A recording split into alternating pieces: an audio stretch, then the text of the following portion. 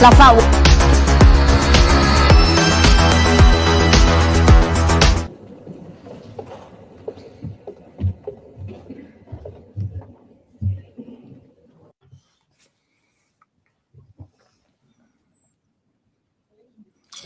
Members, government officials, good morning.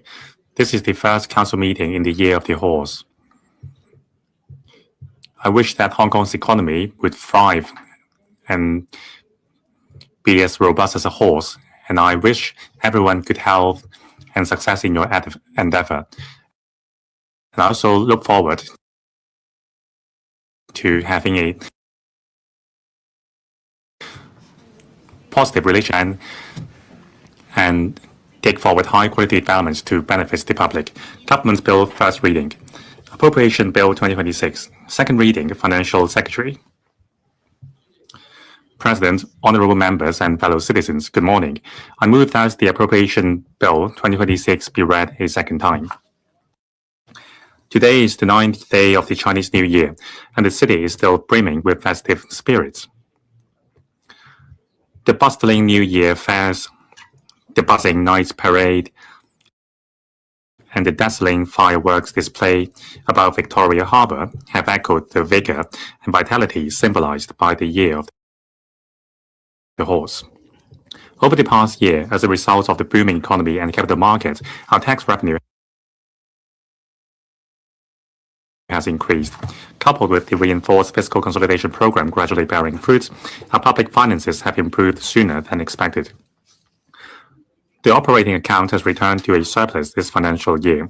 After taking into account the proceeds from bond issuance, the consolidated account has also returned to balance ahead of schedule. All these have enabled us to suitably reinforce support for the people and small and medium enterprises within our means. This year marks the beginning of the National 15 Five-Year Plan. The stable and high-quality development of our country is always our strongest backing.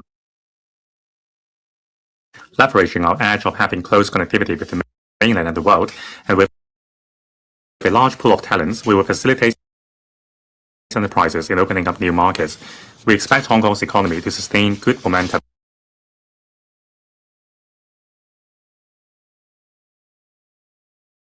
this year.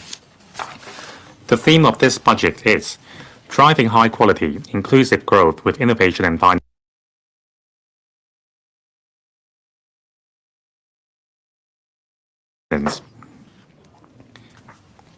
I will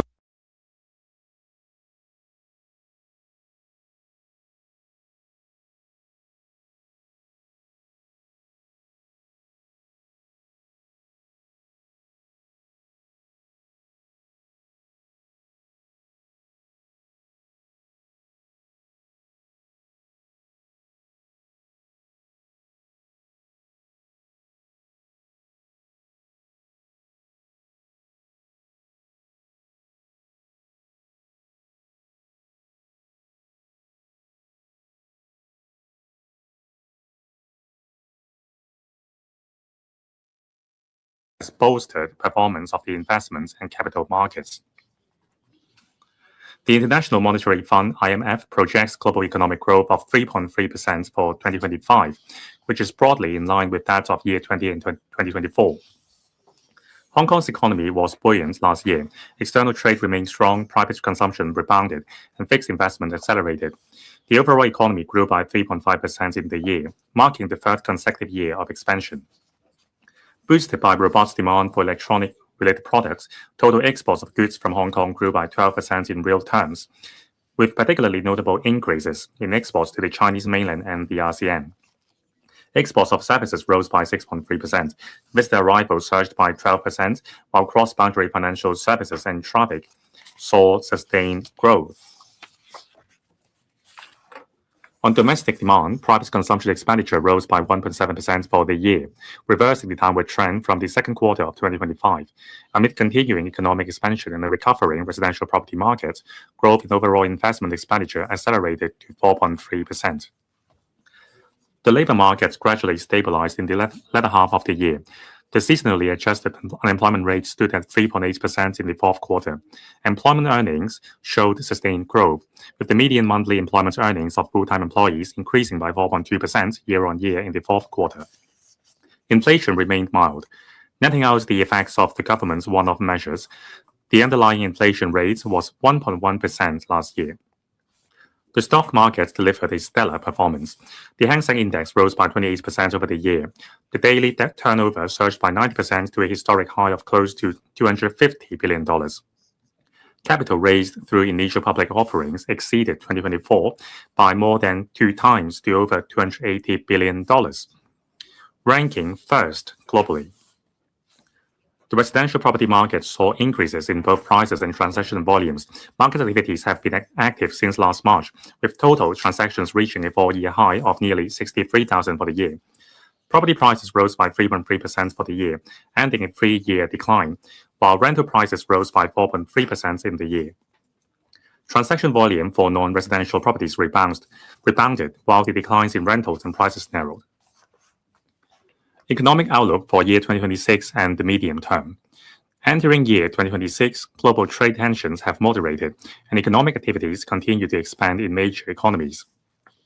The Chinese mainland will be the leading contributor to global economic growth, serving as the key driver for both regional and global economic momentum. The steadfast development of our country will continue providing firm support for Hong Kong. Our country will implement more proactive macro policies this year, expanding domestic demand and steadfastly advancing high-quality developments while maintaining reasonable economic growth. This will lay a strong foundation for the 15th five-year plan period and generates propitious conditions for Hong Kong's economic growth. Driven by investments in AI and other new technologies, the demand for related products continues to underpin the trade expansion in Asia. Market expectations of further interest rate cuts in the US would bolster investor confidence. The IMF forecast moderate growth for the global economy this year. Benefiting from these factors, Hong Kong's exports of goods should sustain decent growth. Exports of services will also continue to increase, driven by increasing visitor arrivals and demand for financial services. Domestic demand will grow steadily. A stable labor market and rising household incomes will drive private consumption, while improvements in business sentiment, coupled with expectations of interest rate cuts, will boost asset markets and investments. Nevertheless, the international environment remains complex and intricate, with the major advanced economies still frequently shifting their trade and economic policies. Uncertainties will continue to loom over global trade. A slower than expected pace of US rate cuts could hamper the optimism currently underpinning the global financial market. Based on our assessment of the current global and local economic situations, we forecast that Hong Kong's economy will grow by 2.5% to 3.5% this year. As for prices, external price pressures are in check. With the local economy continuing to expand, inflation this year is expected to be moderately higher than last year. We forecast the underlying inflation rate and the headline inflation rates this year to be 1.7% and 1.8% respectively. In the medium term, protectionism will persist in some major economies, while fragmentation of the global economy will continue. Nevertheless, the rise of the global south and the reshaping of the global trade and investment landscape will unlock new markets and new growth areas for Hong Kong. This year marks the beginning of the 15th five-year plan. Hong Kong will proactively align with the 15th five-year plan, better integrate and serve the overall national development, and continue to proactively participate in the development of the Guangdong, Hong Kong, Macau, Greater Bay Area. The current term government is committed to expanding economic capacity and enhancing competitiveness, expediting the development of the Northern Metropolis, driving growth through talents, innovation, and technology, and developing new quality productive forces tailored to local circumstances for promoting high-quality economic development. We forecast that Hong Kong's economy will grow on average by 3% per annum in real terms from year 2027 to 2030, with the underlying inflation rate averaging 2% a year. Sustaining momentum and accelerating economic development. Hong Kong's economy has grown for 3 consecutive years, with overall sentiment steadily turning positive. Mega events are drawing visitors to Hong Kong, and international conferences have brought together global political and business leaders, fostering deep exchanges and collaboration. 1. More buoyant asset markets. The stock market has shown encouraging momentum, with total market capitalization rising to $50 trillion. IPO activities were also vibrant. Sentiment in the residential property market has turned positive. Total bank deposits exceeded $19 trillion as at the end of last year, increasing 12% year-on-year, with capital continuing to flow in. The asset management sector is also faring well, with net fund inflow of $357 billion to funds domiciled in Hong Kong. Hong Kong ranked third globally and first in the Asia Pacific in the Global Financial Centers Index. Hong Kong is expected to become the world's largest cross-boundary wealth management center in 1 to 2 years. 2.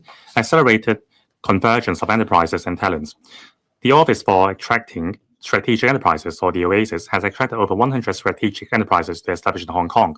51 have been listed and 71 set up their global or regional headquarters in Hong Kong, bringing in about $60 billion of investment and creating around 22,000 jobs.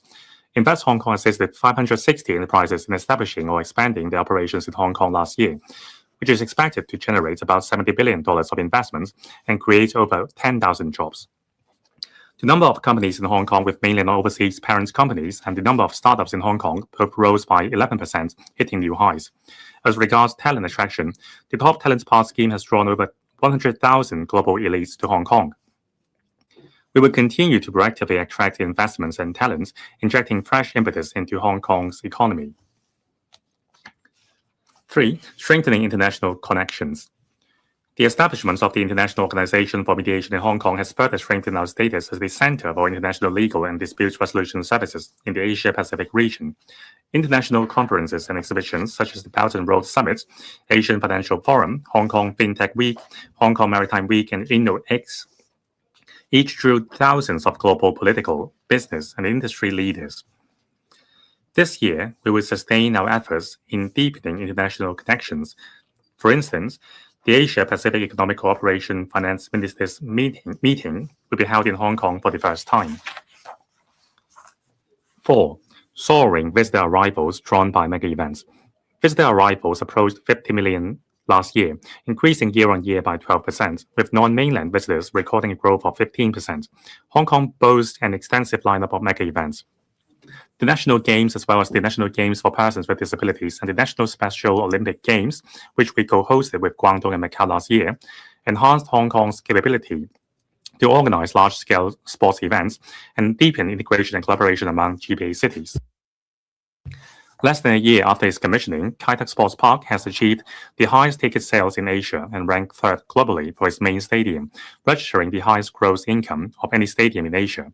In the coming year, mega cultural and sports events will follow one after another, showcasing our unique glamour. And 5, accelerating the development of the Northern Metropolis. Being a new engine for long-term development, the Northern Metropolis will inject fresh economic impetus into Hong Kong and support a new South-North dual engine, finance INT industry pattern.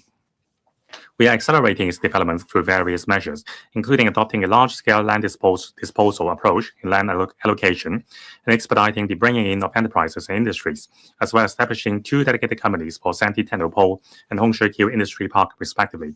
We plan to introduce a dedicated legislation for the NM in the middle of this year. Proactively aligning with the 15 5-year plan. The recommendations for formulating the 15 5-year plan delineates the overall approach, strategic goals, and major initiatives for our country's development in the next 5 years. It is a strategic blueprint for setting out the direction of the full implementation of Chinese modernization. The recommendations also give explicit support to Hong Kong in better integrating into and serving the overall national development, consolidating and enhancing our status as an international financial, shipping, and trade center, while developing into an international INT center and an international hub for high-caliber talents. Hong Kong can contribute in various key areas.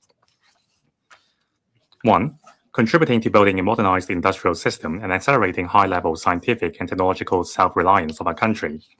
With strong basic research capabilities, Hong Kong possesses unique edge in AI, life and health technology, fintech, as well as new materials and new energy.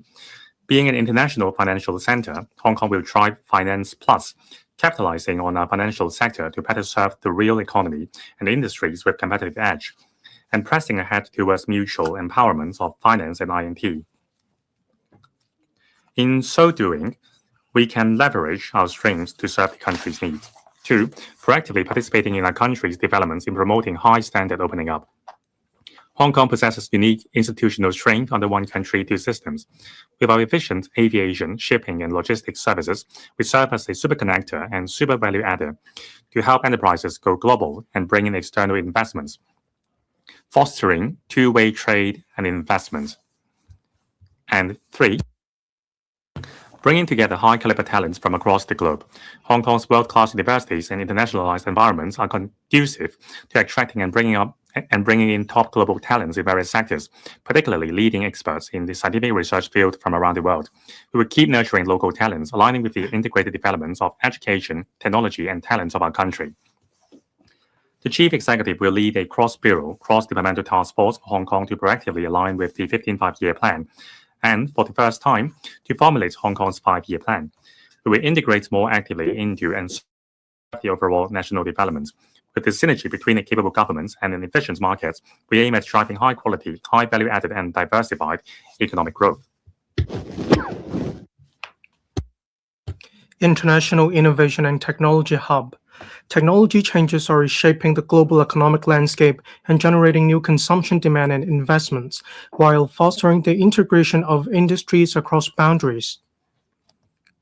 Technological innovation is driving industrial innovation profoundly. Hong Kong's strengths in innovative scientific research and commercialization of research outcomes lie in our internationalized qualities, strong research capabilities, support of financial sector, and a rich pool of high-caliber talent.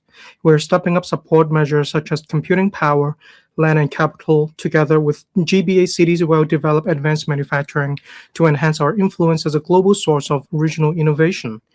Artificial Intelligence Plus. We're pressing ahead with the industrialization of AI and deepening its integration across various industries while encouraging wider AI application, thereby achieving the target of adoption and utilization by all. Committee on AI Plus and Industry Development Strategy. The application of AI technologies is swiftly driving the process of industrial transformation. New technologies, new industries, and new products are quickly emerging. I will set up and chair the Committee on AI Plus and Industry Development Strategy to formulate strategies and create favorable conditions for AI to empower the transformation and development of industries. The committee will comprise experts, academics, enterprises, and industry park companies with an initial focus on life and health technology and embodied AI. Empower industries through AI. In respect of basic research and development, the Inno Hong Kong Research Cluster has so far funded 16 laboratories specializing in AI and robotics technologies.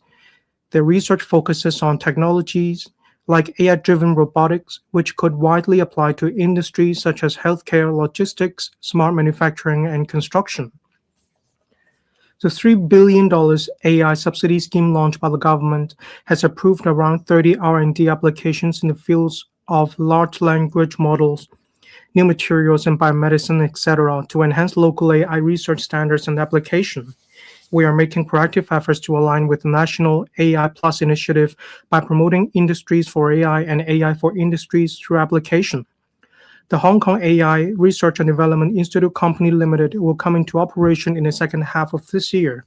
The company aims to promote AI Plus development and transformation of R&D outcomes. It will also advise on matters such as the governance framework and regulatory regime for AI development. The Hong Kong Monetary Authority and Cyberport have recently started trials for the second cohort of sandboxes, focusing on AI versus AI strategies for promoting secure and responsible AI application in the banking sector. Computing infrastructure. Hong Kong's overall computing power has now reached 5,000 petaflops, laying an important foundation for supporting AI development. The data facility cluster at Sandy Ridge, which can provide a gross floor area of 250,000 square meters, will further enhance Hong Kong's overall computing power.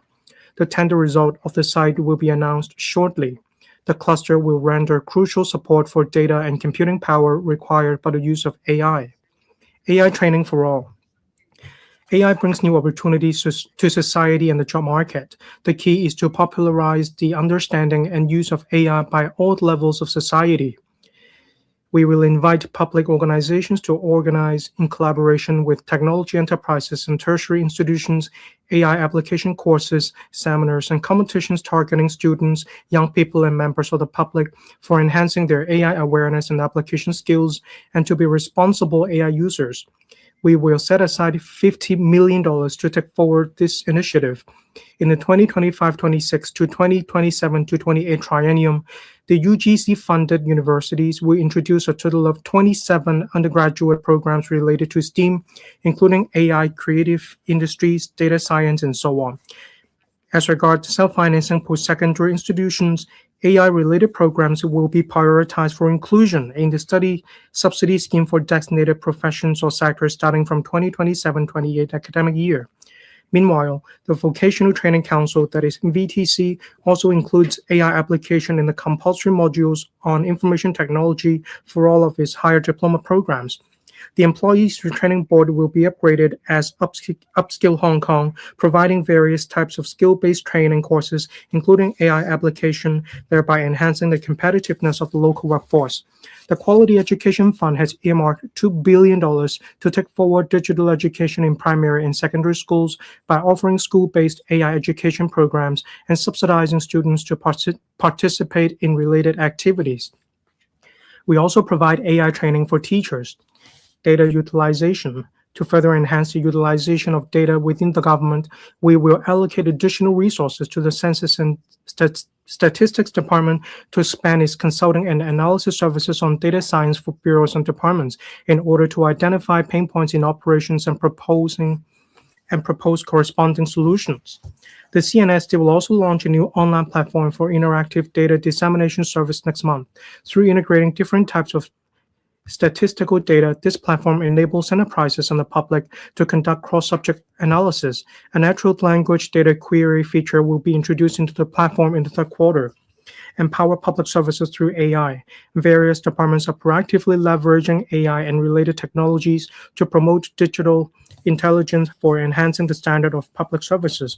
For instance, traffic management. The Transport Department will explore the setting up of a traffic management platform, integrating the use of big data analytics and AI, allowing comprehensive monitoring of real-time traffic conditions and enhancing management efficiency. Employment services. To provide better services for job seekers and employers, the Labor Department will optimize job matching with AI. Flood alert. The Drainage Services Department will enhance its smart flood forecast and alert system. Besides, the DSD has developed an AI large vision language model to analyze the images captured by street cameras, thereby speeding up emergency response. And finally, landslide risk assessment. To enhance the landslide warning system, the Civil Engineering and Development Department will consolidate Hong Kong's rainfall data, landslide records, and man-made slope data this year for conducting real-time and dynamic landslide risk assessment.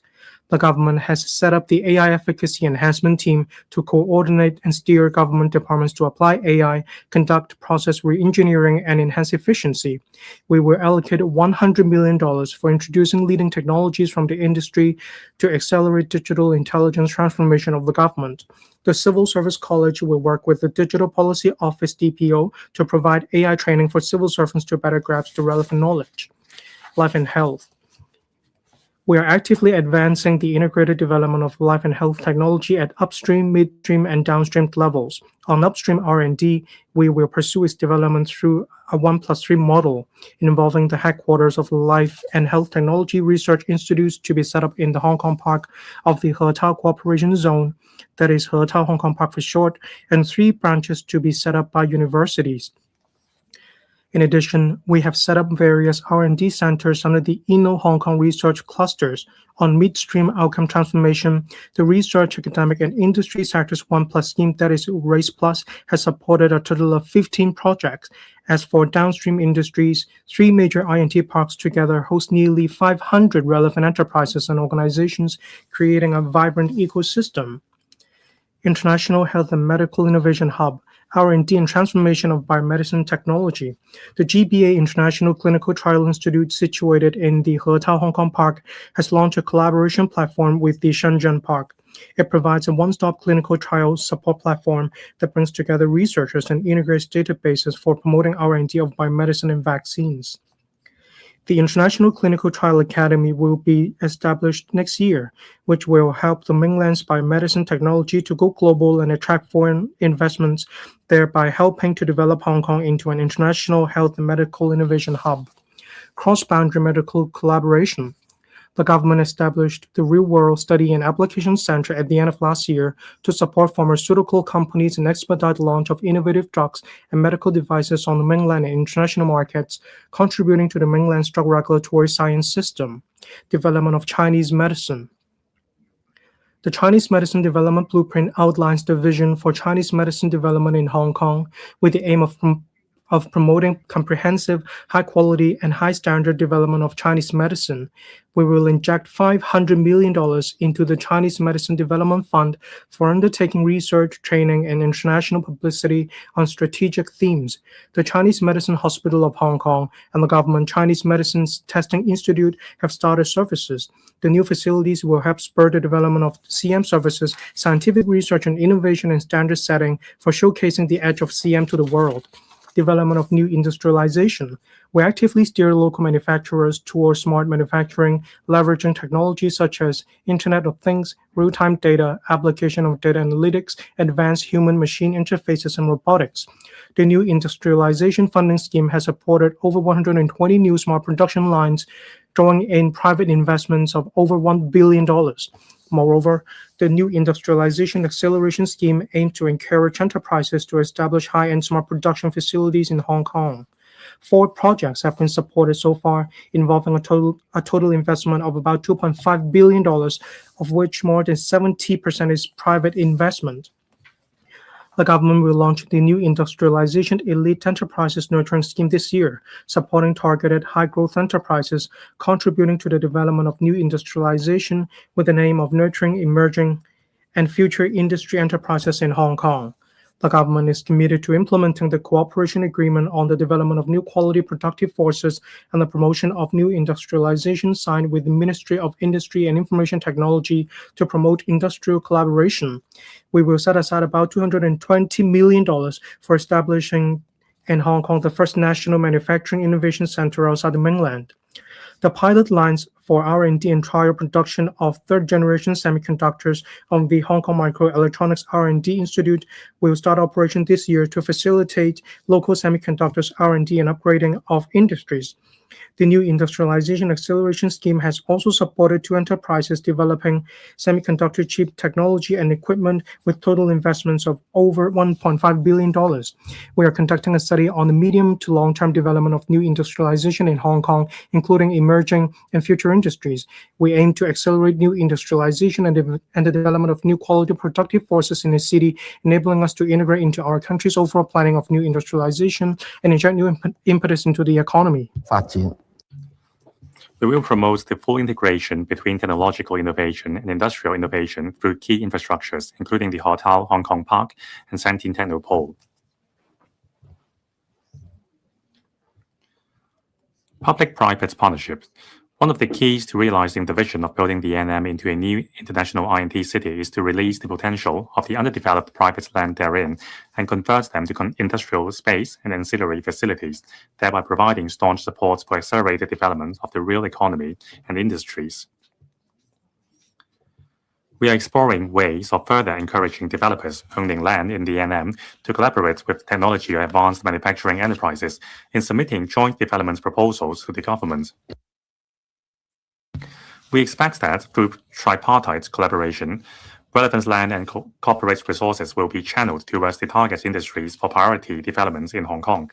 In doing so, the business sector will have greater participation in the I&T transformation of our economy, thereby expediting the NM developments through concerted efforts.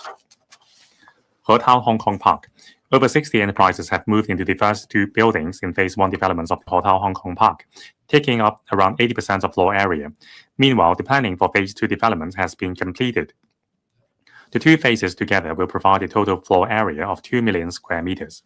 We will seek approval from the Legislative Council to inject a funding of $10 billion to the park company to accelerate the developments of the Hotel Hong Kong Park by engaging the market to speed up the disposal of the remaining land parcels under Phase 1 development, providing key infrastructure, further strengthening support to startups, and establishing a venture fund.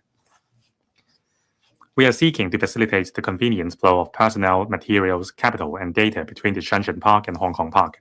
We are also exploring with the mainland and the formulation of specific implementation plans to allow cross-boundary flow of research data and biosamples, such as whitelist and green lane mechanisms to streamline entry-exit procedures and approval processes. Santine Technopole. Santine Technopole is an extension of the loop. Together with the Hotel Hong Kong Park, there will be a coordinated development at upstream, midstream, and downstream levels, creating a comprehensive industrial ecosystem.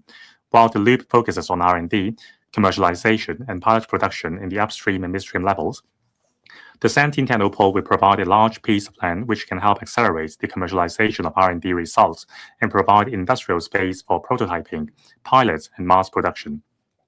We will establish a dedicated company this year and seek approval from the LegCo to inject $10 billion as initial capital to take forward the development, while leveraging market resources to accelerate the progress. Nurturing and strengthening emerging industries. Low-altitude economy. LAE is a new engine for smart city development and regional integration. The government has completed the first stage legislative amendment exercise and will refine the legislation and regulatory framework on civil aviation to lay the foundation for the development of LAE standardization in the long run, building a competitive LAE ecosystem. Under the first cohort of the regulatory sandbox, 32 projects have conducted trials along their designated routes. Some application scenarios of unmanned aircraft, such as building management and inspection, have already been implemented. Trial projects such as unmanned aircraft system, traffic management system, multiple applications, users, shared platforms, cross-boundary routes, and passenger-carrying flying aircraft will be rolled out in phases from the first half of this year. We are also actively exploring with the mainland to commence trial flights on cross-boundary low-altitude logistics. Aerospace. The recommendation sets out the goal to expedite the development into an aerospace power. The China National Space Administration also proposes facilitating commercial aerospace enterprises to go global in an orderly manner. Hong Kong can help connect the mainland aerospace industry with the global market and provide professional services in areas such as R&D, financing, risk management, and law. OASIS will take the lead to identify aerospace enterprises to develop in Hong Kong. We have already requested the Hong Kong Exchanges and Clearing Limited, HKEX, to review the relevant listing requirements so as to facilitate and attract the listing of aerospace enterprises in Hong Kong. The Hong Kong Space Robotics and Energy Center, established under Inno-Hong Kong, takes part in our country's Chang'e 8 mission. Its multifunctional lunar surface operation robot has entered the spacecraft prototype testing phase, and there would be ground application of such technology. In addition, the Innovation and Technology Fund has allocated over $100 million to support 6 R&D projects from universities. Recently, the CUHK SAT-1 satellite, developed by the Chinese University of Hong Kong and supported by the ITF, was successfully launched and entered into the planned orbit. Low Earth orbit satellites can support the development of high-end industries. We will proactively expand telecommunications infrastructure, streamline the relevant licensing regime, and promote future 6G applications. Autonomous driving. On the premise of ensuring road safety, the government is accelerating the development of autonomous driving into driverless mode and scaling up its operations, with a view to expediting its transition to commercial operations and encouraging the industry to leverage Hong Kong as a platform to tap into overseas markets. The Airport City-linked autonomous transport system, scheduled for operation this year, will become the first commercially operated project in Hong Kong. New materials. The R&D of new materials in Hong Kong is progressing towards commercialization with potential of international ventures. In particular, 2 local startups will set up production lines at Eco Park, Tuen Mun in the middle of this year to upcycle local recyclables into core materials for electricity-free cooling products and acoustic metamaterial products, respectively. Meanwhile, the government is expediting the development of the 3rd Indo-Hong Kong Research Cluster, focusing on new materials and advanced manufacturing, energy, and sustainable development. R&D centers under this cluster will be established in phases in the first half of this year. Risk 5. RISC-V is the underlying technology of a new generation of chips. Its open-source nature has overcome the limitations of the closed nature of traditional technology, thereby spearheading a transformative wave of change in chip design and application on a global scale. The Hong Kong Investment Corporation, or Hong Kong IC, has been actively promoting R&D and industrialization of the RISC-V technology through strategic investments and collaboration with leading enterprises. Initiatives include the establishment of the Hong Kong RISC-V Alliance, which aims at bringing together industries, academia, and the investment sector for cross-industry cooperation in the GBA and international collaboration. Embodied AI. The development of AI has transitioned from large language models towards embodied intelligence capable of interacting with the physical world. The technology and application of different carriers, for instance, robotics, will continue to evolve. This will bring fundamental changes to manufacturing processes, business operation, and our daily lives. Various I&T parks and HKIC also provide support to embodied AI startups. The government will actively promote the development of an ecosystem for embodied AI and application of related products. Quantum technology. Quantum technology can propel an exponential leap in computing power, communication security, and sensing accuracy. Such technological breakthroughs will lead to more innovative applications. A number of studies are being conducted by the tertiary institutions on various areas, such as developing the AI-based quantum simulation platform and advancing the convergence of AI and quantum computing through various platforms, including in Hong Kong. 2 state key laboratories relevant to quantum technology have also been established in Hong Kong. The government will actively promote the relevant basic research and industry application. Innovation and Technology Industry-Oriented Fund. The government introduced the $10 billion Innovation and Technology Industry-Oriented Fund to channel markets capital to invest in emerging fields of strategic importance, such as life and health technology, AI and robotics, as well as future industries. The selection of fund managers is underway. We aim at commencing the operation of the fund within this year. Enhance collaboration among the industry, academic, and research sectors. The $10 billion Raise Plus scheme funds research teams from universities on a matching basis to transform and commercialize R&D outcomes. A total of 49 projects were approved, covering fields such as health and medical sciences, new materials and new energy, AI, and advanced manufacturing. Relevant products will be launched in the market. Review tax arrangements for R&D expenditures. Close economic integration of Hong Kong with the GBA brings about opportunities for cross-boundary scientific collaboration, technology transfer, and the development of emerging and future industries. The government will review and enhance tax arrangements for R&D expenditures. Patient capital. Hong Kong IC. In addition to seeking medium to long-term investment returns for our fiscal reserves, the Hong Kong IC aims to bring in more frontier technology enterprises and patient capital to Hong Kong, as well as promote in-depth collaboration among the government, industry, academia, research institutes, and investors. It also aims to accelerate the establishment of Hong Kong's I&T ecosystem and the development of strategic industry chains. All these will enhance our competitiveness and operation. The Hong Kong IC has invested in over 190 projects spanning various fields, which mainly include hard and core technology, life technology, new energy, and green technology. 10 of the investee companies are already listed in Hong Kong, with a further 20 preparing for listing this year. Every dollar invested by the Hong Kong IC attracted over $8 of long-term capital investments, effectively drawing patient capital from the global markets to jointly expedite the development and innovative application of frontier technologies. Considering that the initial capital of the Hong Kong IC of $62 billion has been largely allocated, we will arrange for capital injection in a timely manner to further promote I&T development and industry clustering. International Financial Center. The global political and economic landscape is undergoing profound transformations. Despite the complex and ever-changing external environment, Hong Kong's financial market has performed strongly, and our financial system remains robust.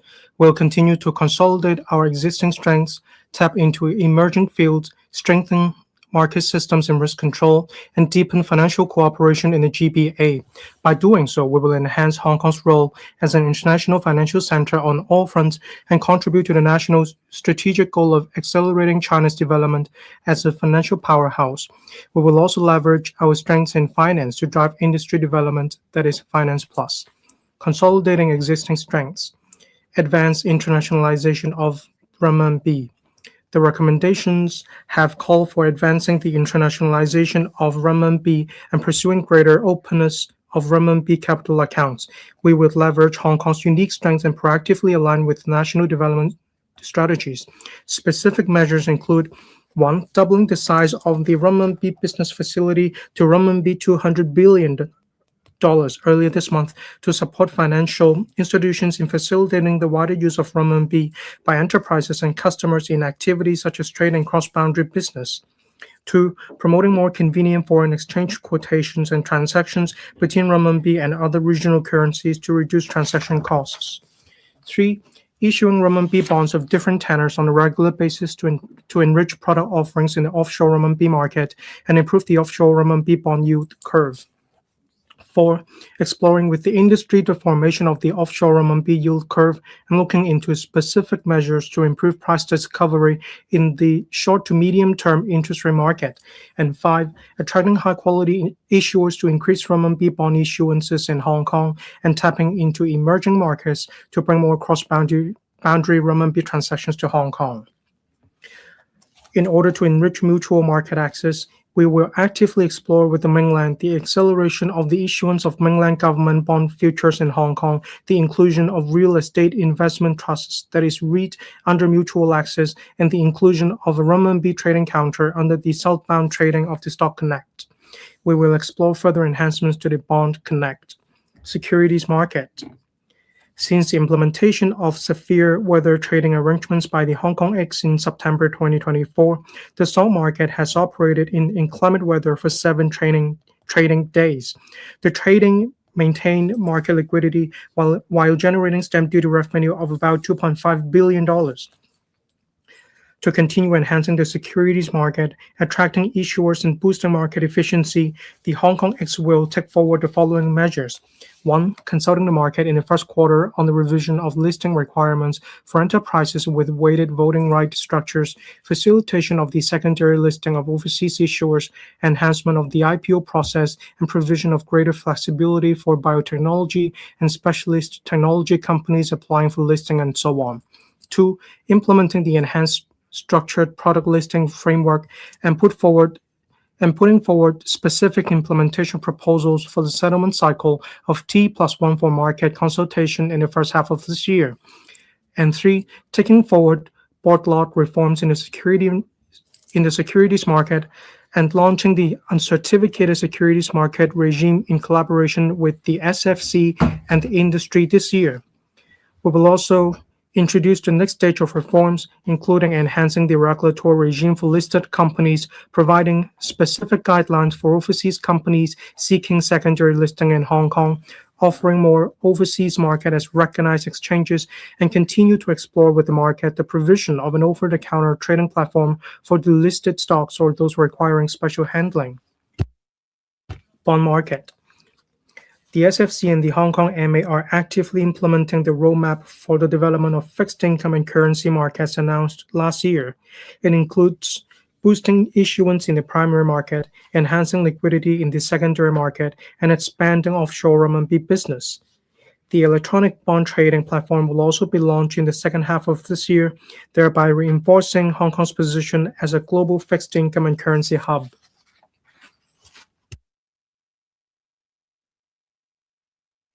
To promote innovation in the bond market, the government issued the third batch of tokenized bonds with an issuance size of $10 billion in the fourth quarter last year. It marked the largest tokenized bond issuance in the world at the time. The option to settle via tokenized central bank money also laid the foundation for future integration with other forms of digital money. We will continue issuing tokenized bonds on a regular basis. The Hong Kong MA will also encourage more digital bond issuances in Hong Kong through the Digital Bond Grant Scheme, Asset and Wealth Management Center. The number of single-family offices in Hong Kong exceeds 3,300. To attract more family offices and funds to set up in Hong Kong, we will enhance our tax regime, including expanding the scope of fund to cover specific funds of one, as well as classifying digital assets, precious metals, specified commodities, and so on, as qualifying investments eligible for tax concessions. We will introduce an amendment bill in the first half of this year in order to effect the implementation from the year of assessment 2025-26. The government and the SFC will continue to promote the development of the REIT market. In addition to seeking early inclusion of REITs under mutual market access, we will introduce an amendment bill this year to enable the privatization or restructuring of REITs. We will also provide a stamp duty waiver for the transfer of non-residential properties into REITs seeking to list. The relevant amendment bill will be introduced in the first half of next year. The integrated fund platform under the Hong Kong X will expand its services this year, covering fund sales, procedures such as payment and settlement to enhance market efficiency and lower transaction costs.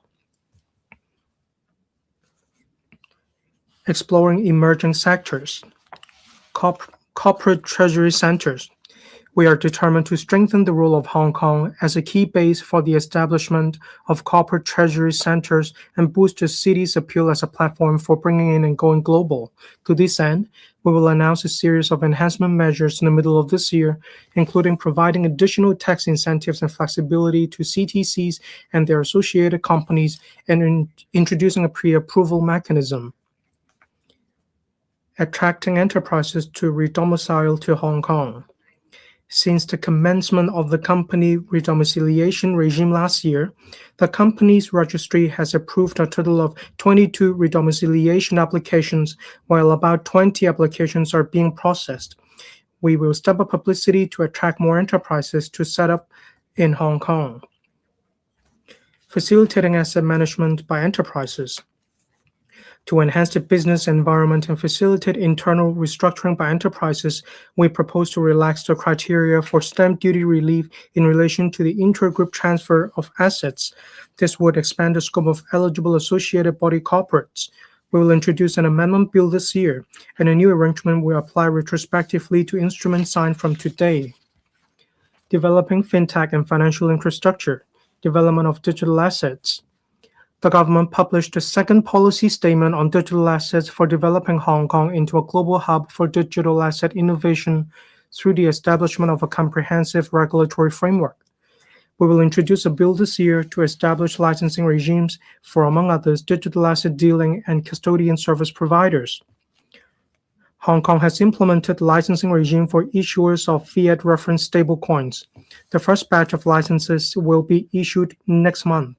The government and financial regulators will continue to facilitate license issuers in Hong Kong to explore different application scenarios in a compliant and risk-controlled manner. On the premise that sufficient investor protection is in place, the SFC will further enhance the liquidity of Hong Kong's digital asset market and facilitate the offering of more products and services to professional investors.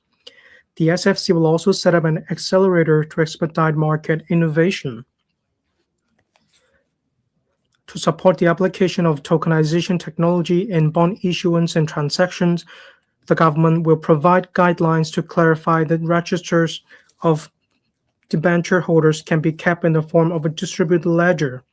We will also explore the adoption of electronic signature for bond issuance documents and the digitalization of bearer bonds. Crypto asset reporting framework. We will amend the Inland Revenue Ordinance for implementing the crypto asset reporting framework, as well as the amended Common Reporting Standard by the Organization for Economic Cooperation and Development, that is OECD for short, in the coming 2 years. This will contribute to international efforts in enhancing tax transparency and combating cross-border tax evasion. We will introduce an amendment bill in the first half of this year. Project Ensemble. The Hong Kong MA launched the Ensemble trial project, that is Ensemble TX. The pilot phase of Project Ensemble last November to enable industry participants to make real value transactions involving tokenized deposits and digital assets within a controlled pilot environment. The Hong Kong MA will continually upgrade the system to support settlement on a 24/7 basis and develop local standards to strengthen Hong Kong's interoperability with other markets. Commercial data interchange. Last year, the Hong Kong MA launched Project Cargo X under the commercial data interchange to enhance the digital ecosystem for trade finance by harnessing the power of cargo and trade data. The government is actively following up on the recommendations of the expert panel on Cargo X in order to promote Hong Kong as a leading trade financing center and supply chain hub. Building the international gold trading market. Following the signing of a cooperation agreement with the Shanghai Gold Exchange earlier this year and the establishment of a Hong Kong's central clearing system for gold, we will 1. Explore offering tax incentive for eligible institutions conducting gold trading and settlement in Hong Kong. 2. Assisting the industry in setting up an industry-led trade association to consolidate resources, step up promotion, and foster ties with industry stakeholders from around the world. And 3. Help the industry keep abreast of the latest gold market developments, acquire relevant skills, and develop a training framework. Strengthening market systems and risk control. Strengthening market systems. One-stop multi-asset class post-trade securities infrastructure. The Hong Kong MA's CMU OmniClear Holdings Limited, CMU OmniClear, and the Hong Kong X will soon start a study on the establishment of a one-stop multi-asset class post-trade securities infrastructure to cover mainland and Hong Kong equity and debt securities. This will facilitate cross-product and cross-boundary collateral connectivity, enhancing market liquidity and risk management. Enhancing the international network of the CMU, that is, Central Money Markets Units. To facilitate investors' holdings of securities through the CMU for achieving global asset allocation, the CMU OmniClear is actively seeking to establish linkages with central securities depositories of various regions. The Central Bank of the United Arab Emirates has become a CMU member. The CMU will activate linkages with SIX of Switzerland and launch equity post-trade services for the first time, enabling investors to manage their diversified asset portfolios more efficiently. Digital asset platform. To promote the application of fintech and enhance the efficiency of the asset management market, the CMU OmniClear will set up a digital asset platform this year. It will support the issuance and settlement of digital bonds. The platform will also be gradually extended to other digital assets and linked with other tokenization platforms in the region, consolidating Hong Kong's leading role in the realm of digital assets. Non-traditional risk management. We are committed to developing the non-traditional risk management business, and we have extended the pilot insurance-linked securities grant scheme to 2028. Meanwhile, the Insurance Authority, that is IA for short, will continue to step up its promotion efforts in markets from around the world. Last year, 2 captive insurance companies were set up in Hong Kong. Financial inclusiveness. The Mandatory Provident Fund Schemes Authority, MPFA, is gradually taking forward MPF full portability. Its Phase 1 proposal, to be implemented this year, covers employees whose employment started on or after the 1st of May 2025. We will introduce an amendment bill in the first half of next year to extend the coverage to employees whose employment started before the above date, and enhancing the regulatory regime. To better protect employees' MPF benefits, the MPFA proposes to enhance the process of recovering default contributions from employers. It will also enhance the flexibility for trustees and relevant service providers in making MPF investments. Upon completion of the MPFA stakeholder consultation this year, the government will introduce an amendment bill. The IA will enhance the risk-based capital regime for insurance companies, adjusting risk parameters for the general insurance business and providing capital relief for infrastructure investments. Moreover, we will require the industry to adopt a standardized checklist for the disclosure of capital adequacy and risk profile, facilitating public understanding of insurance governance, finance, and risk management. To strengthen the regulation of moneylenders, the government will release the consultation outcome and specific measures next month to address the issue of excessive borrowing and better protect the public. Strengthening international financial cooperation. The Asian Infrastructure Investment Bank, that is AIIB, announced at the end of last year its plan to set up an office in Hong Kong. The government is proactively facilitating and providing the necessary support. We will hold for the first time the Asia-Pacific Economic Cooperation Finance Ministers meeting this year. We will continue to host various financial mega events, including the Global Financial Leaders Investment Summit, the Wealth for Good in Hong Kong Summit, and the Hong Kong FinTech Week Cross Start Me Up Hong Kong Festival. The Asian Financial Forum will celebrate its 20th anniversary next year, and we will strengthen the element of finance empowering business, that is Finance Plus, at the forum. Enhancing industries with competitive edge. The recommendations, apart from further reinforcing Hong Kong's strategic position, support us to consolidate and enhance industries with competitive edge. International Trade Center. Facing a complicated and ever-changing geopolitical and economic landscape, we will consolidate and enhance our status as an international trade center on all fronts through a series of policy initiatives. Expand commercial and trade network. Hong Kong will strengthen its role as the functional node for the Belt and Road Initiative. We will collaborate with industry players to further develop the ASEAN and Middle East markets and explore the potential of Central Asia, South Asia, and North Africa markets. Meanwhile, we will forge more free trade agreements and investment agreements. We have concluded negotiation of investment agreements with Qatar, Bangladesh, and Peru, respectively, and are exploring the signing of new IAs with Saudi Arabia and Egypt. Hong Kong has so far signed a total of 55 Comprehensive Avoidance of Double Taxation Agreements, or CTTA, including those signed with Jordan, Maldives, Norway, and Rwanda last year. We will further expand our CTTA network. We will continue reaching out to relevant authorities in BNR regions to seek more projects matching opportunities for Hong Kong enterprises and professional services, while encouraging and assisting external organizations to stage roadshows in Hong Kong. Outbound missions and project matching activities will also be organized to promote our professional services. Attract enterprises and investment. To further attract enterprises to set up in Hong Kong, last year's policy address announced that we would formulate preferential policy packages to promote industries and investment.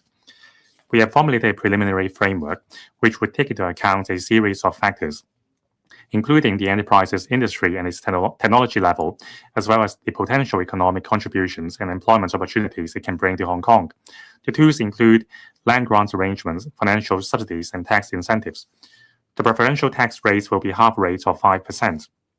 We will introduce an amendment bill this year. Tax policy is a key component to economic competitiveness. In view of the evolving global tax environments in recent years, I will establish and chair an advisory committee on tax policy to gather views widely from commercial, industrial, and professional sectors so that Hong Kong's tax policy can reinforce economic development. Support mainland enterprises in going global. As our country is advancing with high-level two-way opening up, more mainland enterprises are actively expanding overseas markets. The Task Force on Supporting Mainland Enterprises in Going Global, or Go Global Task Force, will organize promotional activities to attract mainland enterprises to venture into global markets through Hong Kong. We will also set up a cross-sectoral professional services platform, bringing together Hong Kong's professional services providers in the field of legal services, accounting, financial services, testing and certification, marketing, etc., to support enterprises going global. Support local enterprises. The growing popularity of online shopping and changing consumption patterns have posed challenges to some sectors.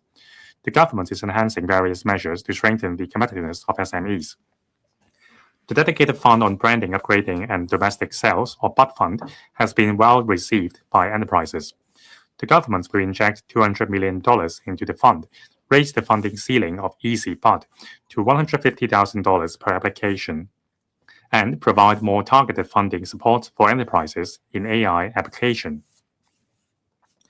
The Hong Kong Export Credit Insurance Corporation will introduce a pilot scheme this year to provide protection for SMEs engaging in exports with higher risk buyers. The government will continue providing loan guarantees to enterprises through the SME Financing Guarantee Scheme. We have extended the application period for the 80% guarantee products to the end of March 2028, and also extended the application period for the principal moratorium arrangements to mid-November this year. The total loan guarantee commitments under this scheme will increase by $20 billion. Hong Kong's food industry can leverage its reputation for quality to further expand into the mainland and international markets. We will continue seeking market access and simplified customs arrangements of the mainland for a wider range of local food products. The Center for Food Safety will waive the fees related to the certification of food products for 2 years. Besides, we will introduce a new unified brand for local agricultural and fisheries products in the middle of this year, supported by a certification, testing, and traceability mechanism. Convention and exhibition industry.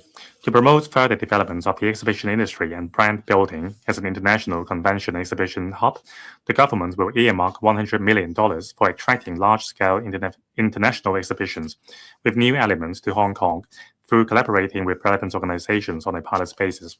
Our objective is to develop Hong Kong into the first-choice platform for showcasing mainland and international brands while attracting high-spending business visitors to Hong Kong and driving high-value-added economic activities. International Aviation Hub.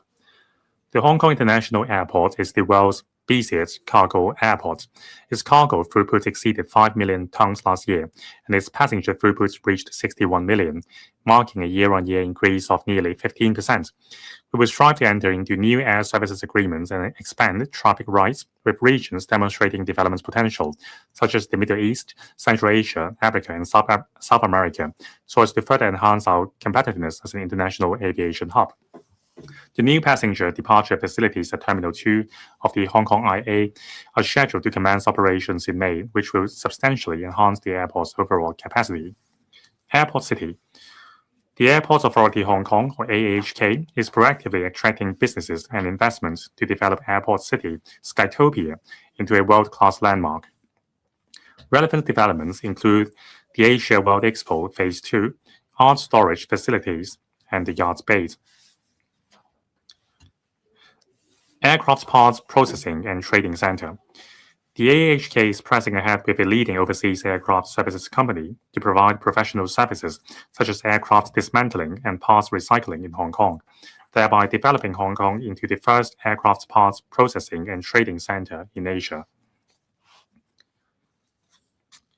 Cooperation in transport and logistics. Collaborates with airports in the GBA.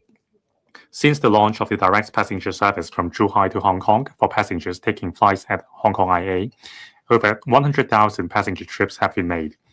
The AA will step up promotion while enhancing the connectivity between Zhuhai Airport and the Hong Kong International Airport to encourage more travelers using the service. Sea Air Intermodal Cargo Transshipment Mode. The mode operated by the Airports Authority in collaboration with Dongguan has attracted the participation of 27 airlines and 140 logistics companies. In addition, the construction of the intermodal pier under Phase 1 of the Hong Kong IA Dongguan Logistics Park has been completed. The remaining works are expected to complete within the year, targeted for commissioning in the first half of next year. International Maritime Center. Hong Kong will further align with the national maritime strategic development and elevate our status as an international maritime center. Meanwhile, we are striving to promote smart logistics and digital transformation in the industry while expanding our cargo hinterland to secure more transshipment cargo. Smart ports. The newly launched port community system provides real-time tracking of sea, land, and air cargo, fostering free flow of information among different industries. In addition, the PCS and Guangdong e-ports are connected to provide value-added services such as one data, multiple declarations. More than 3,000 companies have registered with the PCS. We will continue leveraging the data provided by the PCS to bring greater values to the industry. High value-added maritime services. We will introduce an amendments bill in the first half of this year to enhance tax concession measures for the maritime service industry and provide a half-rate tax concession to eligible commodities traders. All these will further promote the development of high value-added maritime services in Hong Kong. To consolidate Hong Kong's premier position in ship registration, we will introduce an amendment bill this year to revamp the existing ship registration arrangements, including permitting dual registration arrangements to cater for the diverse operating models of international maritime enterprises. Hong Kong Maritime Week. This year marks the 10th anniversary of the Hong Kong Maritime Week. We will organize more large-scale forums and seminars in collaboration with different international maritime organizations, with a view to enhancing Hong Kong's influence as an international maritime center. Green shipping. Develop a green maritime fuel bunkering center. To develop Hong Kong into a green maritime fuel bunkering and trading center, the government will provide port use concessions for vessels powered by green fuel, as well as those carrying green fuels to attract more vessels to bunker green fuel in Hong Kong. An incentive scheme will also be launched for green vessels registered in Hong Kong to encourage green transformation of Hong Kong fleets. All these involve government subsidies of around $34 million. The government will take forward a legislative amendment exercise this year to provide more anchorages for green maritime fuel bunkering operations. Synergy of financial and maritime services. The international maritime industry is undergoing green transformation. Substantial capital investments are needed for building new green vessels or retrofitting existing ones. We will leverage our strengths to promote the co-development of financial and maritime centers. Open up new cargo sources. We are fully committed to establishing a comprehensive rail, sea, land, river intermodal transport system connecting the inland region, striving to channel more inland cargo for exports through Hong Kong. The relevant legislation will be amended within this year to extend the current arrangements under the Air Transshipment Cargo Exemption Scheme to other sea transshipment and sea-air transshipment modes. Smart logistics. To develop Hong Kong into an international smart logistics hub, the government will launch the Future Innovative Logistics Acceleration Scheme this year to drive the transformation of the industry and enhance the interconnectivity of logistics data with a view to increasing the competitiveness of the logistics industry. Modern logistics cluster. The Hung Shui Kiu Ha-Chun New Development Area is connected with the Qianhai Cooperation Zone and will become the center for modern services in the NM. The government has reserved about 32 hectares of land for developing a modern logistics cluster, and we will invite expressions of interest from the industry for the development of the first site this year. International Legal and Dispute Resolution Services Center, International Legal Hub. The Department of Justice (DOJ) is preparing for the development of the Hong Kong International Legal Service Building as a new landmark of International Legal Hub, which will be home to the headquarters of the Hong Kong International Legal Talents Training Academy and International Legal and Dispute Resolution Services institutions and so on. The preparatory works will commence this year. The DOJ will continue to attract international legal and dispute resolution services institutions to establish offices in Hong Kong. Amongst them, the International Institute for the Unification of Private Law, that is UNIDRA, will establish its Asia-Pacific Liaison Office in Hong Kong this year, strengthening the promotion of mediation and arbitration services. The government will strengthen the regulatory framework for accreditation and disciplinary matters of the mediation profession in Hong Kong and will take forward the legislative exercise this year, developing a sports dispute resolution system. We have launched the pilot scheme on sports dispute resolution to advance Hong Kong's development as an international center for sports dispute resolution. Strengthening professional collaboration. The Hong Kong Professional Services Go Global platform, initiated by the DOJ, was officially launched at the end of last year to work with our professional services sectors in supporting mainland enterprises to go global with Hong Kong as their preferred platform. Regional Intellectual Property Trading Center. Hong Kong is actively fulfilling its role as a regional intellectual property trading center. We will refine the associated tax regime and institutional framework, nurture talent, leverage our strengths in professional services in order to boost economic development through driving IP trading and financing. Tax deduction arrangements. We are consulting the trade on tax deduction arrangements for capital expenditure incurred for purchasing IP or the rights to use IP. We plan to introduce an amendment bill this year. Reducing costs will facilitate more relevant trading facilities, which will be conducive to the development of knowledge-intensive industries and could reinforce Hong Kong's position as a regional IP trading center. IP Financing Sandbox. The IP Financing Sandbox was launched at the end of last year with 3 major Hong Kong banks and their customers from the biotechnology, electronics, and technology sectors, as well as legal and professional services organizations participating in the pilot project. The Commerce and Economic Development Bureau and the Intellectual Property Development will, together with the Hong Kong MA, closely monitor the operation of the sandbox and will make follow-up arrangements. Patent valuation support. The Hong Kong has earmarked $28 million to support the Hong Kong Technology and Innovation Support Center in providing I&T enterprises with patent evaluation based on Guobiao, GB, and implementing the 2-year pilot patent valuation support scheme to assist I&T enterprises for conducting valuation of their patent assets. Patent examination. The IPD will expand its team of patent examiners, particularly for original grant patent applications in major technology fields to strengthen its in-house examination capacity and provide more robust legal protection for R&D outcomes. Talent training. Together with the VTC, the IPD will roll out a 2-year pilot program and establish the Intellectual Property Academy to provide on-the-job training linked to the qualifications framework. We have earmarked $52 million for the project, which is targeted to start at the end of this year. Business matching. With a robust IP protection regime and professional expertise, Hong Kong can provide comprehensive support to mainland enterprises.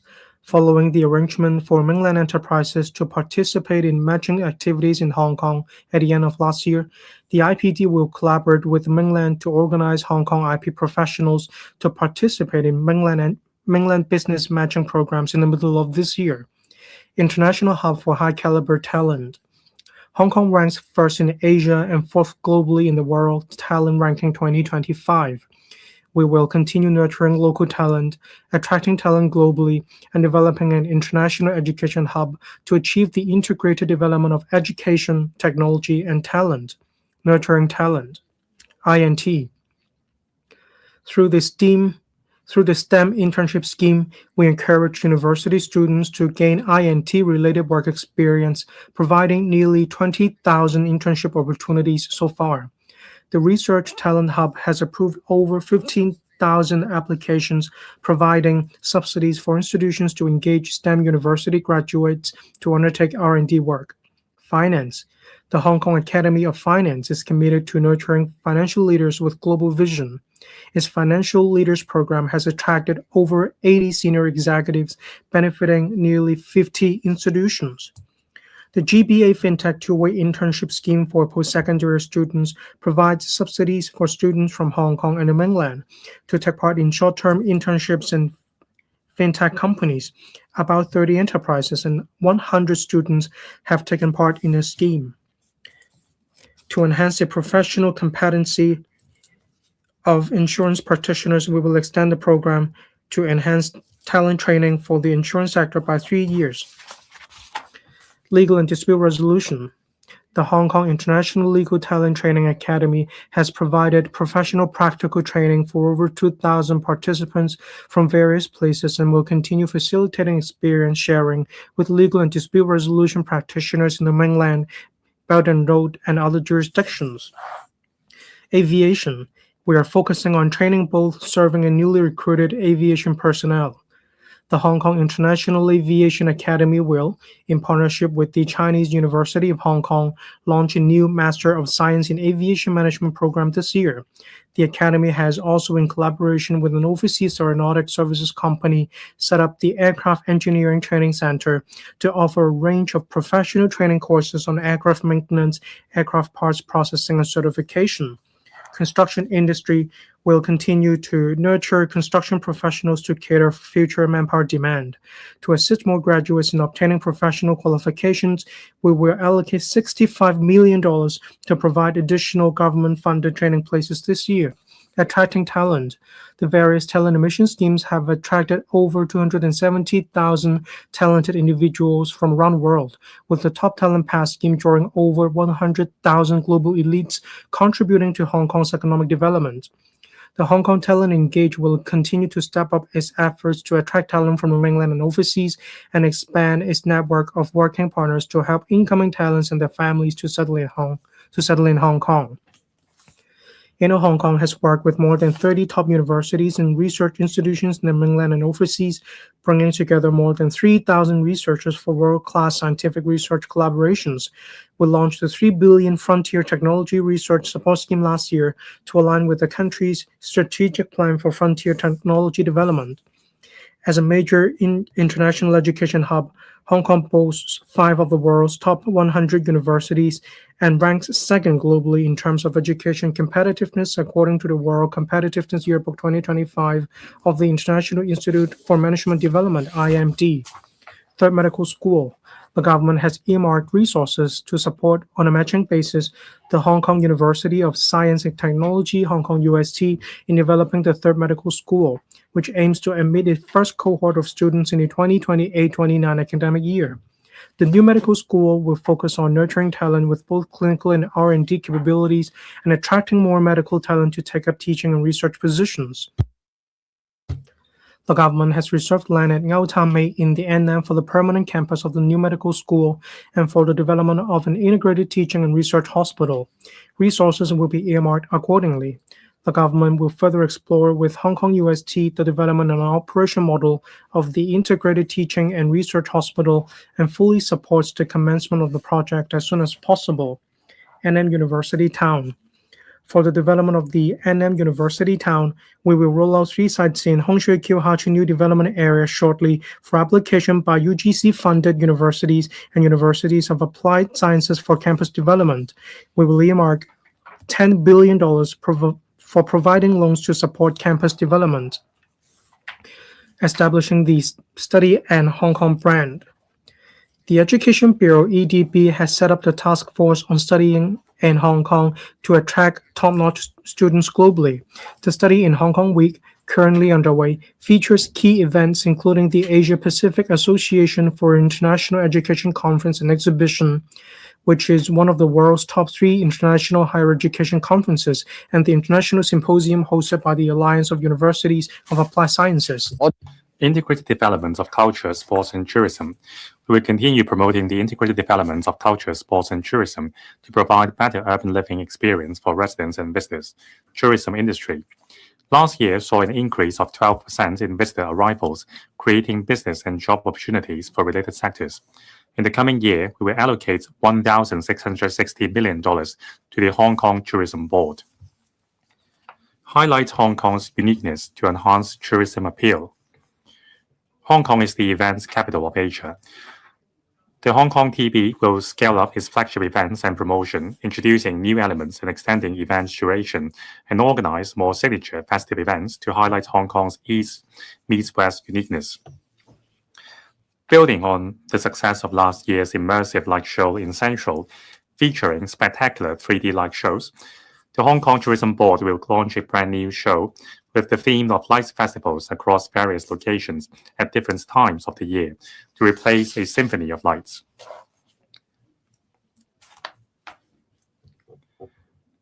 Attract high-end overnight visitors. The Tourism Board will draw more overnight visitors by stepping up marketing efforts in source markets with potential, including mainland cities outside Guangdong, as well as emerging markets such as ASEAN and the Middle East. We will also proactively promote the hosting of a wider range of conferences, exhibitions, and incentive travel events in Hong Kong. The number of ship calls to Hong Kong reached 189 last year, representing a year-on-year increase of 26%. The Tourism Board will further attract more international cruises to include Hong Kong in their itineraries. We will continue strengthening cooperation with the GPA and other mainland provinces and municipalities, and exploring with airlines to offer multi-destination flight itineraries so as to attract more overseas visitors to Hong Kong and the mainland. Revitalize historic buildings. Historic buildings embody the city culture of Hong Kong. We have implemented 24 revitalization projects, with 4 having won international awards. We have also provided subsidies for maintenance works of more than 80 private historic buildings. We will earmark an additional funding of $1 billion for the Built Heritage Conservation Fund to continue taking forward the relevant work. Enhance the harbourfront. Following the opening of the eastern section of the East Coast Boardwalk in North Point at the end of last year, the approximately 13-kilometer-long harbourfront from Kennedy Town to Shao Ti Wan has now been fully connected. Adhering to the incremental approach in enhancing the harbourfront, we plan to conduct a consultation on the construction of a pedestrian walkway at the Praya of Kennedy Town in the second quarter of this year. After the phased opening of a waterfront site near Hong Kong Station this quarter, the harbourfront promenade in Kowloon will be extended to about 15 kilometers. Foster urban-rural integration. To support tourism is everywhere and promote urban-rural integration, we propose allocating $200 million for launching the NM Urban-Rural Integration Fund as a pilot scheme. The scheme aims to encourage non-governmental organizations and relevant bodies to take forward rural tourism projects and bring economic vitality to rural villages. Sports industry. Hong Kong athletes have achieved outstanding results on the international stage. Last year, our athletes achieved historic results in the national games, winning 9 gold, 2 silver, and 8 bronze medals. We will allocate more resources to proactively promote sports in the community, support elite sports, maintain Hong Kong as a center for major international sports events, enhance professionalism in sports, and develop sports as an industry. We will inject $1.2 billion into the sports section of the Arts and Sports Development Fund to further promote sports development, including strengthening training for team sports athletes, improving the professional standards of coaches, as well as supporting and exploring more diverse and higher-level sports competitions to be held in Hong Kong. We will continue promoting Hong Kong as a center for major international sports events and developing sports as an industry through the M-Mark system. We will continue working with Tai Tak Sports Park Limited to proactively attract more major international sports events and activities. Cultural and creative industries. We are committed to promoting the development of arts, culture, and creative industries. A total of over $9 billion has been injected into the Create Smart initiative and the Film Development Fund. Premium Arts Trading Hub. We are proactively developing Hong Kong into a global trading hub for premium arts and will shortly finalize the details of a collaboration with Art Basel for the coming 5 years. To strengthen Hong Kong's position as one of the world's top 3 arts trading centers, we have initiated a study focusing on exploring areas such as financing and talent development. The study is expected to be completed within this year. Accelerating green development. To proactively align with the national geocarbon targets and green and low-carbon development strategies, we will strive to promote the development of green industries and green transformation of enterprises. Green industries and green transformation require the support of capital, technology, and talents, thereby bringing enormous business opportunities to Hong Kong. Achieving the geocarbon targets. We are actively implementing the Hong Kong's Climate Action Plan 2050 as we strive to reduce our carbon emissions by half from the 2005 levels before 2035 and achieve carbon neutrality before year 2050. Green technology. Since the establishment of the Green Tech Fund, the government has injected a total of $400 million into the fund and approved a number of projects, including production and storage of hydrogen fuel and the technology of turning waste into resources.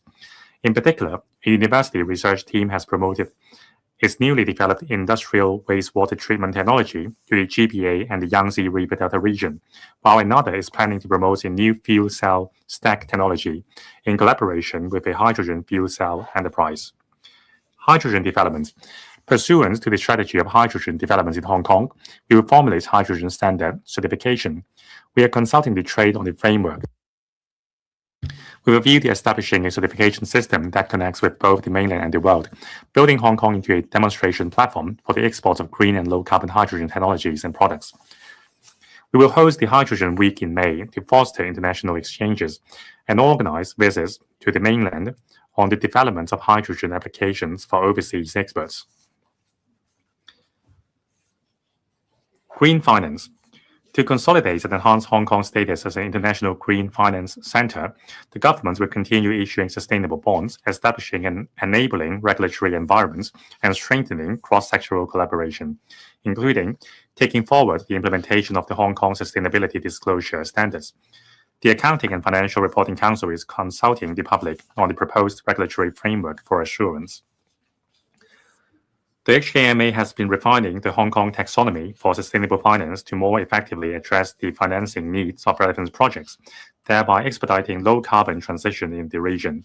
It will also strive to develop green transition planning guidance for banks within this year. We will support the exploration with the mainland and international multilateral financial institutions of the establishments of a Hong Kong-based green technology projects accelerator. The accelerator will provide incubation, acceleration, and empowerment services for green technology projects in Belt and Road regions and serve as an innovative demonstration of Hong Kong's green finance-related services. We will explore facilitating financial institutions to obtain public utility usage data of enterprises with their consent to enhance the efficiency of green financing and risk assessment. Green City, iPark. iPark 1, Hong Kong's first waste-to-energy facility for treating municipal solid waste, has gradually commenced operation since the end of last year. Upon full operation, the facility can process 3,000 tons of municipal solid waste per day and exports over 400 million kilowatt-hours of electricity to the power grid per year, sufficient to power 100,000 households. With the planned iPark 2, Hong Kong is progressing steadily towards the target of zero landfill and carbon neutrality. Waste reduction and recycling. Starting from next financial year, the government will earmark resources for launching a 5-year plan to enhance and upgrade recycling infrastructure in 3 areas. First, expanding the recycling network by gradually transforming Green at Community into round-the-clock self-service recycling facilities. Second, extracting valuable materials from waste and turning them into raw materials for making green products through the use of technology. And third, building a smart recycling network logistics system to enhance its cost effectiveness and efficiency. Electric vehicles, or EV. We will continue promoting the use of EVs. The first registration tax, or FRT, for electric commercial vehicles, electric motorcycles, and electric motor tricycles will continue to be waived in full until the end of March 2028. Given the maturity of technology, ample supply, more choices of vehicle models, and reduced prices, the current FRT concession arrangement for electric private cars will not be extended beyond its expiry at the end of March this year. The Environment and Ecology Bureau will announce the details in due course. Sustainable development of agriculture and fisheries industries.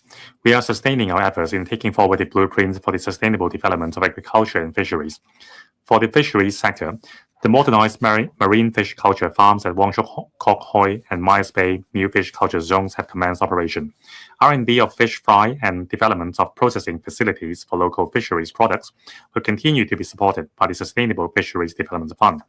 For agriculture, we will select an operator in the first half of this year to construct and operate the first multi-story, environmentally friendly pig farm in Lo Wu. Land and housing supply. Northern Metropolis. The Northern Metropolis plays a pivotal role in driving Hong Kong's social and economic development and enhancing our competitiveness. The government is pressing ahead with the development of the NM, which would provide ample room for the development of housing, I&T sector, as well as other industries. Land development and infrastructure. The first batch of site formation works for the I&T land in Santiago Po and the university land in Hung Shui Kiu will be completed within this year. We will seek funding approval from the LegCo in year 2026-7 for kickstarting projects such as the site formation and engineering infrastructure works for Ngau Ta Mei NDA and Stage 2 of Santiago Po Phase 1 development, as well as construction of the government's joint user complex in Kutong North. The Hung Shui Kiu Industry Park Company Limited was established last month. It will develop and operate around 23-hectare industry land in Hongshui-Q through direct participation and public-private partnership, with a view to bringing in more industries in an accelerated manner. We plan to seek funding approval from the LegCo for injecting an initial capital of $10 billion to support its initial operation and development needs, thereby facilitating its operation to commence by the middle of this year. Multi-pronged development approach. We are accelerating the development of the NM with an innovative mindset. For instance, the large-scale land disposal approach is adopted to expedite the granting of land in NDAs, and tenders are being invited for the first pilot area in Hongshui-Q Hachun. We have also introduced flexible land premium payment arrangements, such as allowing the offsetting of land premium by surrendering land in the NM to be resumed by the government, as well as staged payments of land premium. Together with measures such as adoption of the pay-for-what-you-build approach for assessing premium based on the actual gross floor area and the intended use, and provision of longer-term government tenancies, these arrangements can alleviate the cash flow pressure on enterprises and the uncertainties they face when pursuing land development. We will continue making appropriate land disposal and financing arrangements for the industry sites and major development projects in the NM, and stepping up efforts to attract enterprises and investments with a view to encouraging high-quality enterprises to establish in the NM. Dedicated legislation along with administrative measures. We will shortly conduct public consultation on the proposal to introduce a dedicated legislation to accelerate the development of the NM. Our aim is to introduce the bill in the middle of this year. In addition, the NM Project Supervision Office will expedite large-scale private development projects in the NM by strengthening coordination and imposing time limits on the approval process. These administrative arrangements are also applicable to development projects outside of the NM. Land supply. We will make available land for the production of about 98,000 private housing units in the next 5 years. The land sale program for the coming year will include 9 residential sites. Together with railway property development projects undertaken by the Urban Renewal Authority, as well as private development and redevelopment initiatives, the potential land supply for the whole year is expected to have a capacity for providing around some 22,000 units. I would like to emphasize that for the steady development of the market, the specific land sale arrangements will be announced on a quarterly basis after careful consideration of market conditions and other relevant circumstances. In view of the vacancy rates in the non-residential property market, the supply and demand, the government will not put up general commercial sites for sale in the coming year.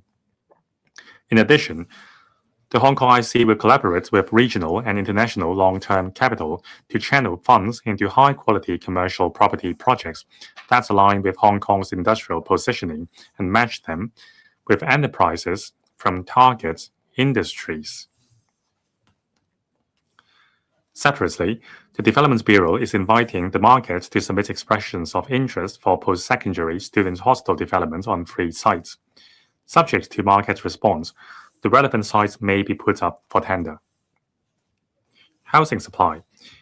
Taking into account light public housing, the total public housing production in Hong Kong will be around 196,000 units in the coming 5 years, an increase of more than 80% compared to the 5-year period since the current term government took office.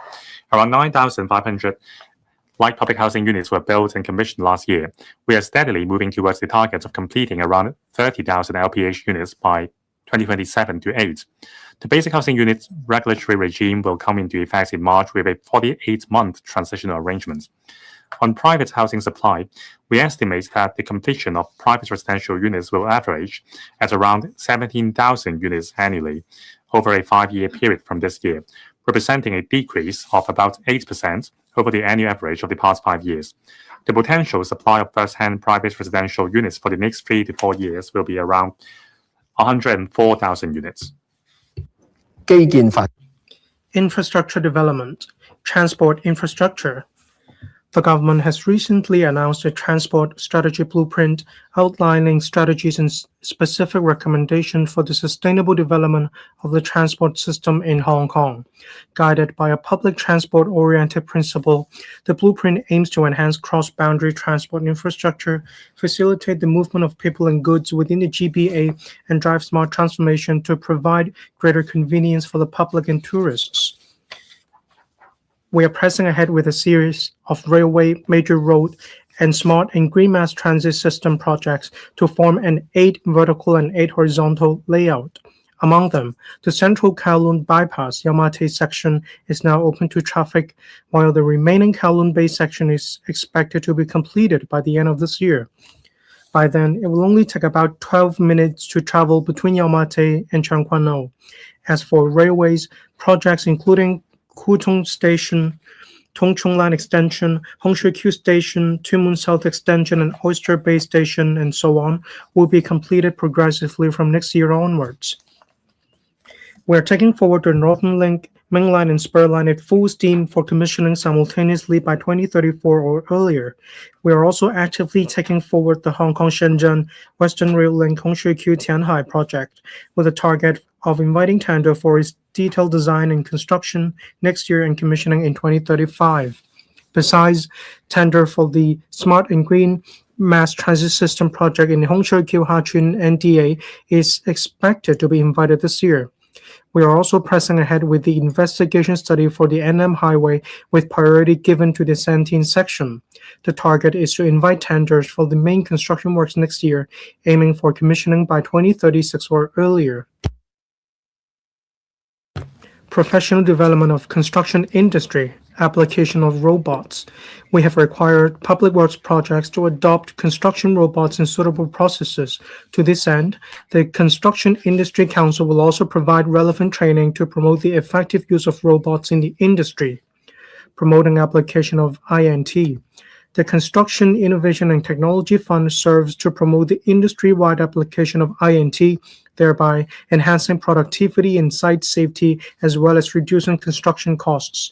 We will inject $1 billion into the fund to continue supporting industry development. New engineering contract form and smart site and safety system. We are actively exploring with the Tianhai Authority for the pilot implementation of Hong Kong's new engineering contract form and smart site safety system in Tianhai to facilitate the alignment of the mainland's engineering contract and management system with Hong Kong and international standards. Aligning construction standards. We will make reference to Guobiao and overseas standards to further enhance local construction standards and specifications. Besides, we will leverage Hong Kong's unique strength as a global city and experience to co-establish the GBA construction standards and help Guobiao gain access to the global market. Building Technology Research Institute. To promote applied R&D and strengthen control over construction costs, we have earmarked $100 million for commissioning the Building Technology Research Institute to conduct various studies. These include reviewing construction standards and exploring AI applications, reducing construction costs. Through enhancing the project procurement model and streamlining the approval process, the Development Bureau is implementing various measures to reduce construction costs and enhance effectiveness. For example, cost savings of about 10% to 20% can be achieved through direct procurement of modular integrated construction, that is MIC, modules in lead public housing projects, as well as electrical and mechanical equipment for a sewer treatment plant project. Using a self-developed building information modeling, that is BEAM-enabled systematic approach to foundation design, the Housing Department achieves construction cost saving of about $1 million per building on average. In addition, the second-generation MIC approach, together with locally developed innovative coupling technology, are being adopted to expedite public housing projects and enhance cost-effectiveness. A caring and inclusive community, supporting work in the aftermath of Taipo fire. The government has provided comprehensive support for those affected by the Taipo fire. We have just announced the long-term housing arrangements and earmarked $4 billion accordingly. To reduce the risks of bid rigging in building repair works, the URA will launch an enhanced version of Smart Tender in the second half of this year. In addition to providing a more rigorous pre-qualified list, the URA will render professional advice and support for owners in engaging consultants and contractors. Besides, the URA will provide subsidies to encourage owners to utilize the paid services of Smart Tender. For these two measures, we propose allocating a total of $300 million to the URA. The Development Bureau is conducting a comprehensive review of the Operation Building Bright 2.0 to draw up a new subsidy scheme. We will earmark $3 billion accordingly. Moreover, we will allocate $1 billion to extend the lift modernization subsidy scheme to provide subsidies to property owners caring for the elderly. From the next financial year onwards, the government will increase the number of community care service vouchers for the elderly by 4,000 to 16,000, and the number of residential care service vouchers for the elderly by 1,000 to 7,000, involving an estimated full-year expenditure of $1.2 billion and $1.97 billion respectively. The government will also promote the further development of the elderly care services market while promoting the parallel development of publicly funded and market-based services, thereby enhancing the overall service capacity. The government has been supporting cross-boundary elderly care. Starting this month, the residential care services scheme in Guangdong has included 2 more residential care homes for the elderly, resulting in a total of 26 RCHEs covering all 9 cities of the GBA. The 2-year pilot medical subsidy arrangement was also launched at the end of last year. The subsidy is subject to an annual ceiling of RMB 10,000 yuan per person and outpatient expenses and RMB 30,000 yuan per person for inpatient expenses. In addition, the government will implement new arrangements for portable cash assistance in the middle of this year, under which elderly participants of the Guangdong Scheme, Fujian Scheme, and Portable Comprehensive Social Security Assistance Scheme may opt to receive government assistance directly through their accounts with designated mainland banks. Last year, the Working Group on Promoting Silver Economy announced 30 measures, most of which have achieved positive outcomes. The government will continue working closely with the industry to promote the silver economy. Support for youth will provide young people with more exchange and internship opportunities in the mainland and overseas, including introducing a new media thematic internship program in the mainland and allocating an additional $60 million for implementing the HYAB funding scheme for international youth exchange continuously. We will provide around 3,600 short-term internship placements in government departments and public bodies for post-secondary students, enabling young people aspiring for a public service career to gain experience. Women's development. To promote all-round women's development, the annual funding for the Women Empowerment Fund will be increased to $30 million starting from the next financial year. Support for working families. To strengthen the support for working families, the total number of service places of aided standalone childcare centers has exceeded 1,530, with an increase of about 12% over last year. Support for persons with disabilities. The government will enhance rehabilitation services by providing about 450 additional places for day, residential, and preschool services in the next financial year, involving an additional annual expenditure of about $107 million. For school children receiving on-site preschool rehabilitation services, the government will provide bridging and support services during their first term in primary school. This measure will involve an additional annual expenditure of about $260 million. Promoting employment. The Re-employment Allowance pilot scheme has been well received. Since its launch 1.5 years ago, over 37,000 placements have been made. The provision for the scheme will be increased to $222 million in the coming financial year. The employment program for the elderly and the middle-aged aims to encourage employers to hire persons aged 40 or above and provide them with on-the-job training. Employers will, for employing each eligible person, receive a maximum on-the-job training allowance of $5,000 per month for 3 months to 12 months. The program subsidized nearly 4,500 placements last year. Besides, the ERB has launched 2 new courses dedicated for persons aged 50 or above. And enhancing healthcare services. Advancing primary healthcare development. The government will deepen development of primary healthcare in the community by launching the Primary Healthcare Co-care Network, which will extend screening to include hepatitis B and other diseases, strengthen cross-disciplinary collaboration, and improve support services such as medical laboratory testing and diagnostic radiology. The target participation for the first 5 years is around 700,000 persons. The government will also implement the community drug formulary and launch the community pharmacy program in the second half of this year, bringing more convenience to the public. The elderly healthcare voucher pilot reward scheme will be extended by 2 years until end 2028. Elderly persons who have accumulated voucher spending of $1,000 or above within the same year on specific primary healthcare services such as examination and chronic disease management will have a 500 voucher reward. The measure will involve an additional expenditure of about $1 billion.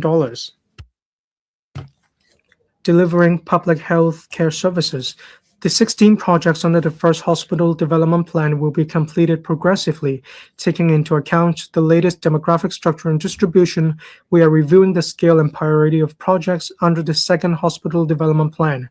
We will announce in due course the relevant details and take forward the projects in an orderly manner. Enhancing private healthcare services.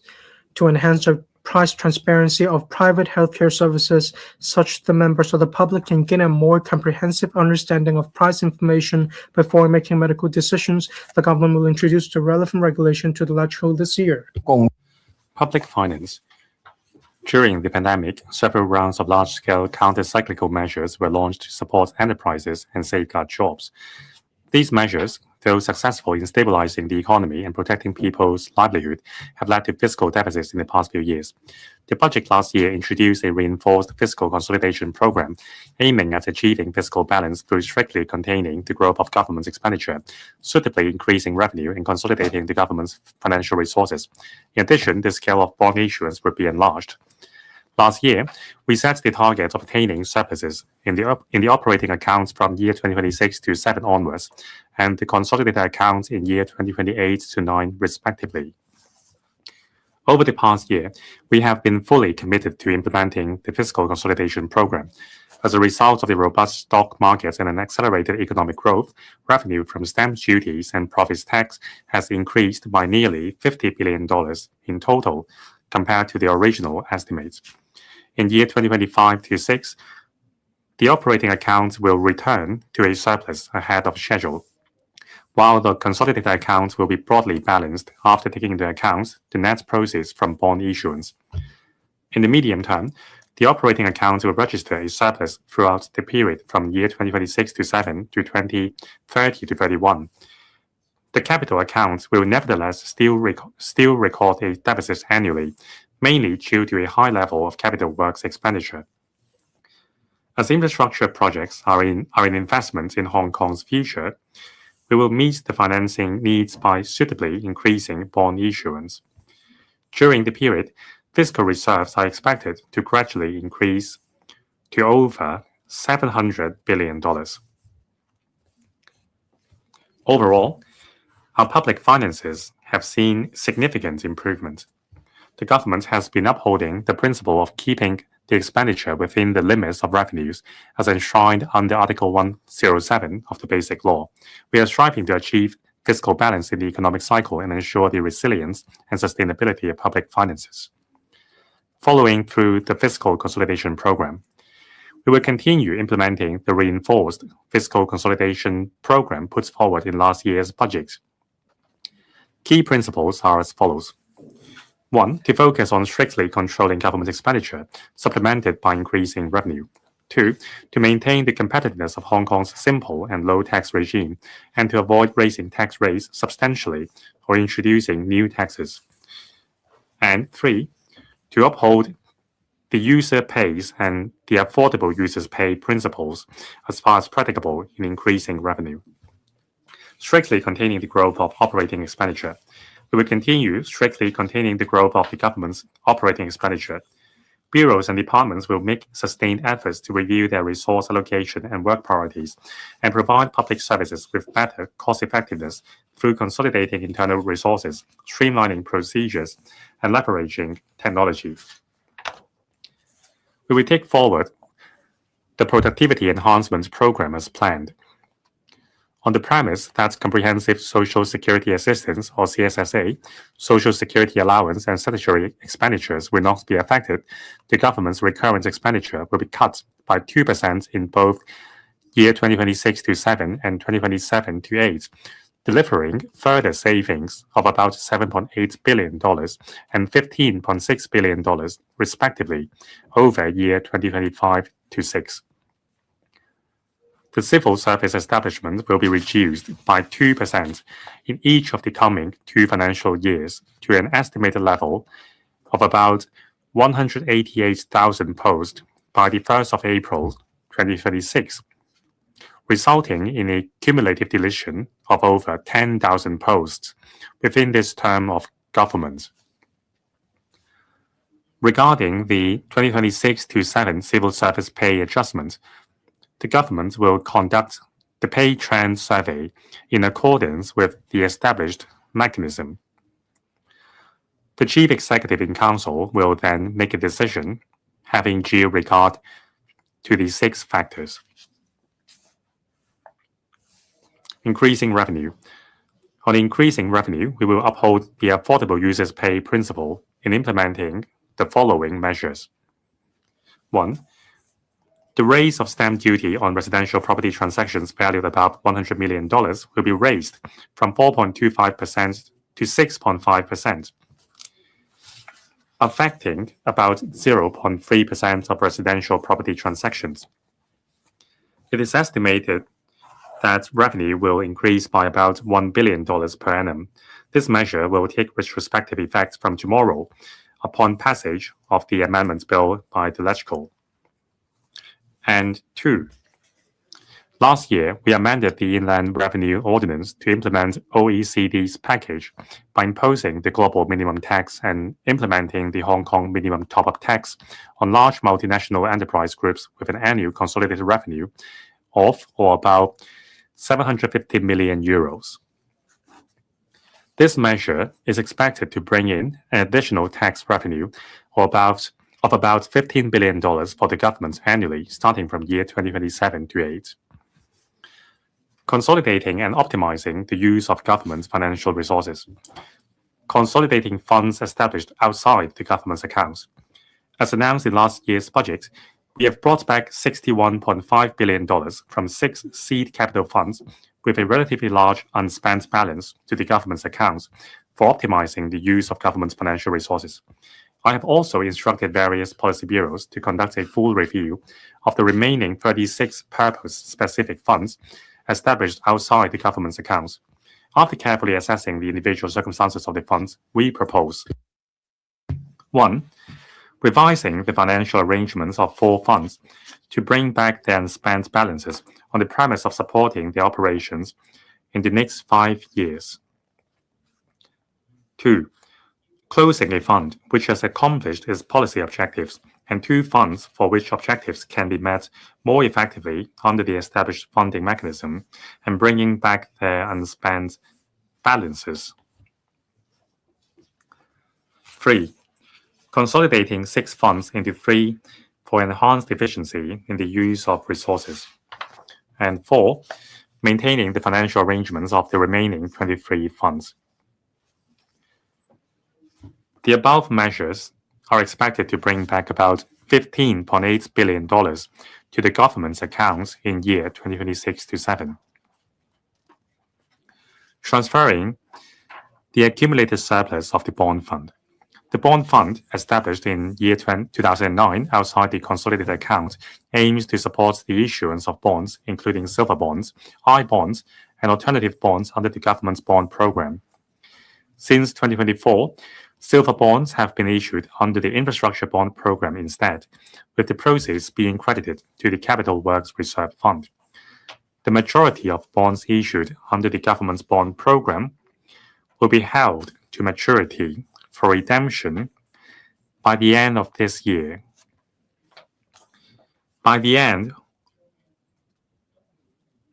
of March, the balance of the bond fund is estimated to be about $150 billion, with an accumulated surplus of about $37 billion after deducting outstanding bond balances and interest payments, etc.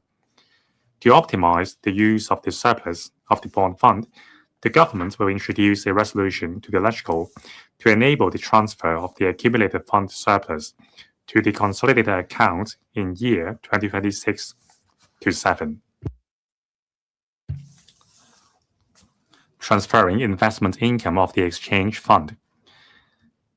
The exchange fund achieved record-breaking performance last year, delivering an investment income of $330 billion.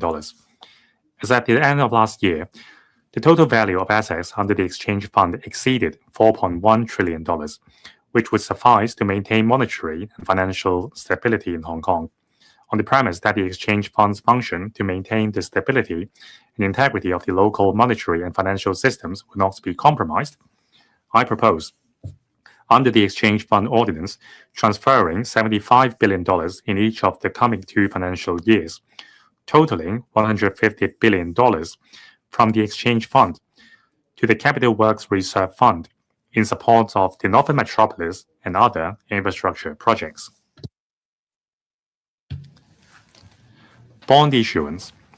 Last year's policy address announced that the government would earmark an additional $30 billion in the next 2 to 3 years to increase expenditure on works projects for driving sustained economic development. The government's capital works expenditure is estimated to be about $128 billion for year 2026-7. Capital works expenditure will remain at a similar level during the medium-range forecast period. The government has since 2019 and 2024 issued green bonds and infrastructure bonds respectively. Issuing bonds allows the government to invest in infrastructure while diversifying the development of the local bond market. As the government will accelerate the development of the Northern Metropolis and other public works projects relating to the economy and people's livelihood, we plan to raise the total borrowing ceiling of the 2 bond programs from $700 billion announced last year to $900 billion. About $160 billion to $220 billion worth of bonds will be issued in each of the next 5 years, about half of which will be used for refinancing the short-term debts incurred in recent years. In future, we will issue more longer-term bonds to align more closely the cash flow duration with project requirements. During the medium-range forecast period, the ratio of government's debt to GDP will rise from 14.4% to 19.9%, which is a highly prudent level and well below that of most advanced economies. I would like to reiterate that proceeds from bond issuance will be used to invest in infrastructure only, but not for government's recurrent expenditure. Revised estimate for 2025-26. The 2025-26 revised estimate of total government revenue is about $688.8 billion, higher than the original estimate by 4.5%. Due to a buoyant equity market and an accelerated economic growth, the revenue estimate from stamp duties is revised to $99.5 billion, an increase of about $31.9 billion from the original estimate. Revenue from profits tax has gone up by about $16.8 billion, while that from salaries tax remains stable, with the revised estimates at $290 billion and $97 billion respectively, demonstrating the strong resilience of our economy. However, as the residential property market has just stabilized while the commercial property market remains relatively sluggish, government revenue from land premiums stays low, with the revised estimate at $17.5 billion, lower than the original estimate by $3.5 billion. The revised estimate of total government expenditure for 2025-26 is $789.2 billion, lower than the original estimate by $33.1 billion. Of this, recurrent expenditure is $572.4 billion, lower than the original estimate by $15.7 billion. The operating account for 2025 to 26, which was originally estimated to record a deficit of about $3 billion, will register a surplus of $51.3 billion. The capital account will record a deficit due to low revenue from land premium, coupled with high capital works expenditure to cater for the accelerated development of the NM and other public works projects relating to the economy and people's lives. Taking into account the issuance of government bonds of $155 billion and repayments of $51.7 billion, the consolidated account is expected to register a surplus of $2.9 billion instead of a deficit of about $67 billion as originally estimated. Fiscal reserves are expected to be $657.2 billion by the 31st of March 2026.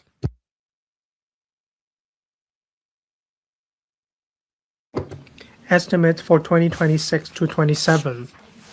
The major policy initiatives announced in last year's policy address involve $7.4 billion in operating expenditure, $32 billion in capital expenditure, and $20 billion in financial commitments. Besides, there will be about $1.3 billion in revenue foregone. The financial implications of such initiatives have been reflected in the estimates for 2026 to 27. Total government expenditure for 2026 to 27 will increase by about 6.9% to $843.4 billion, with its ratio to nominal GDP projected to be 24.2%. Recurrent expenditure for 2026 to 27 will increase by 4.8% to $599.7 billion.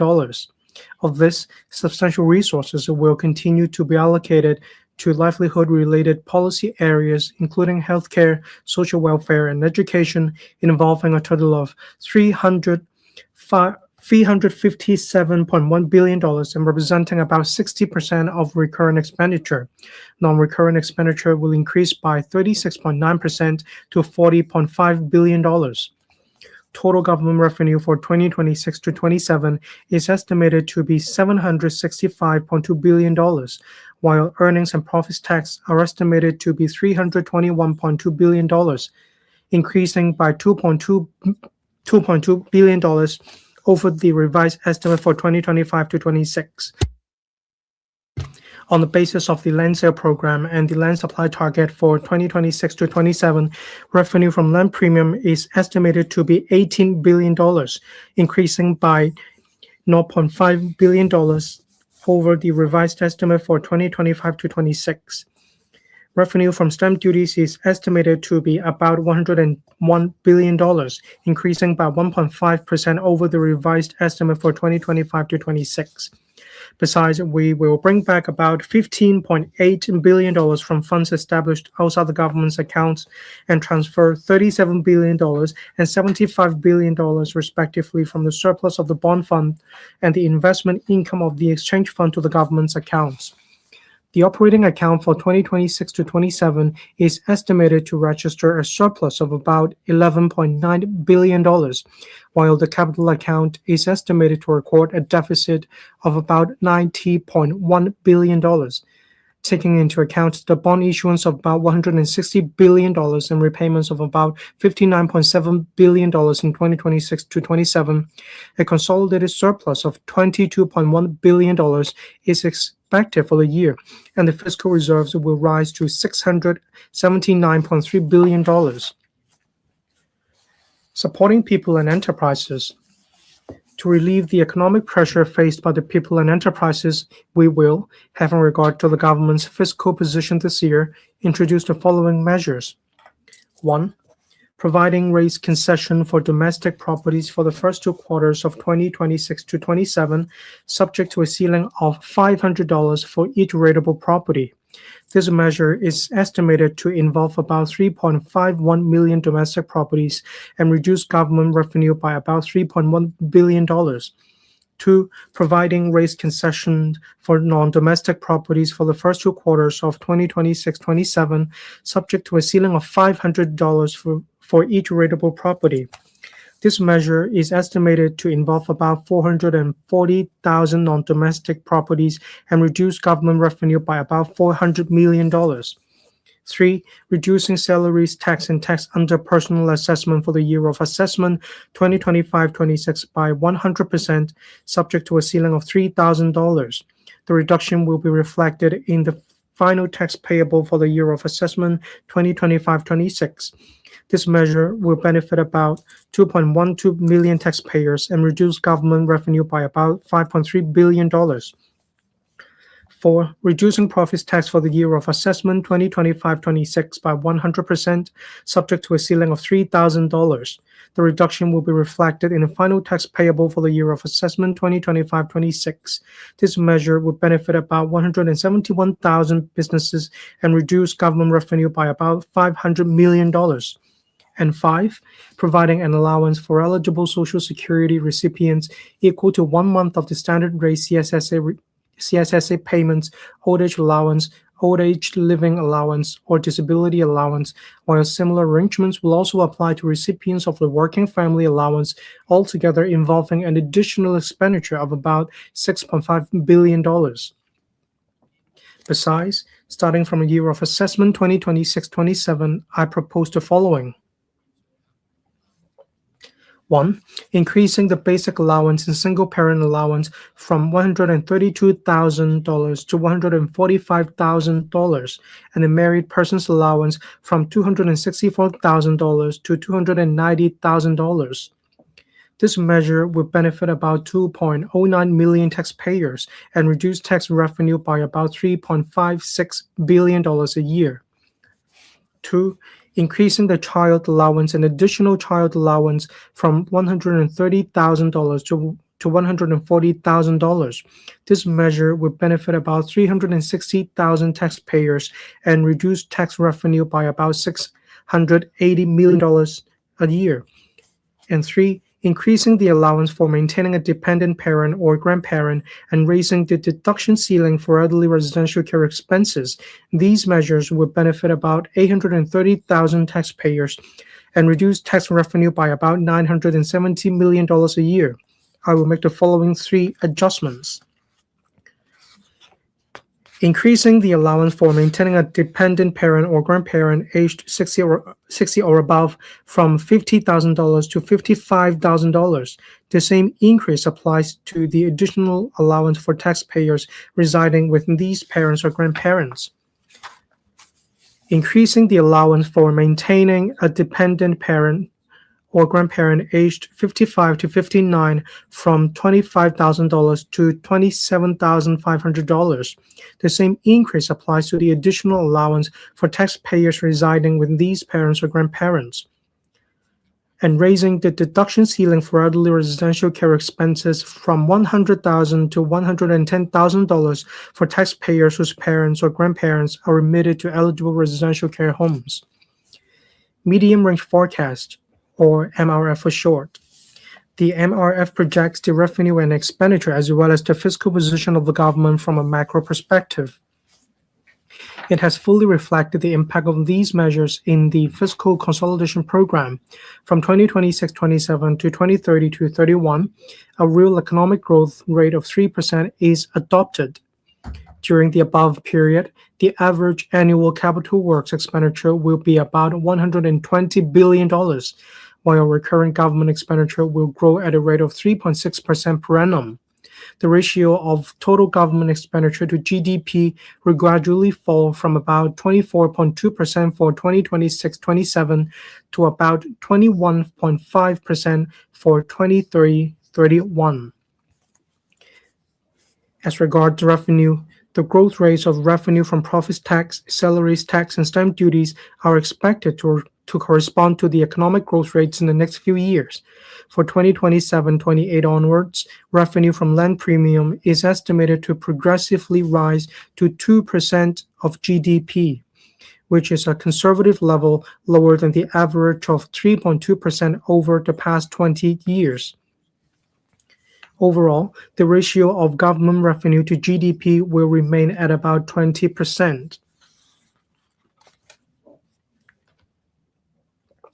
In addition, The MRF reflects the proceeds from the annual issuance of government sustainable bonds and infrastructure bonds worth about $160 billion to $220 billion in total. After deducting bond repayments, the net proceeds from bond issuance each year range from $57 billion to $117 billion.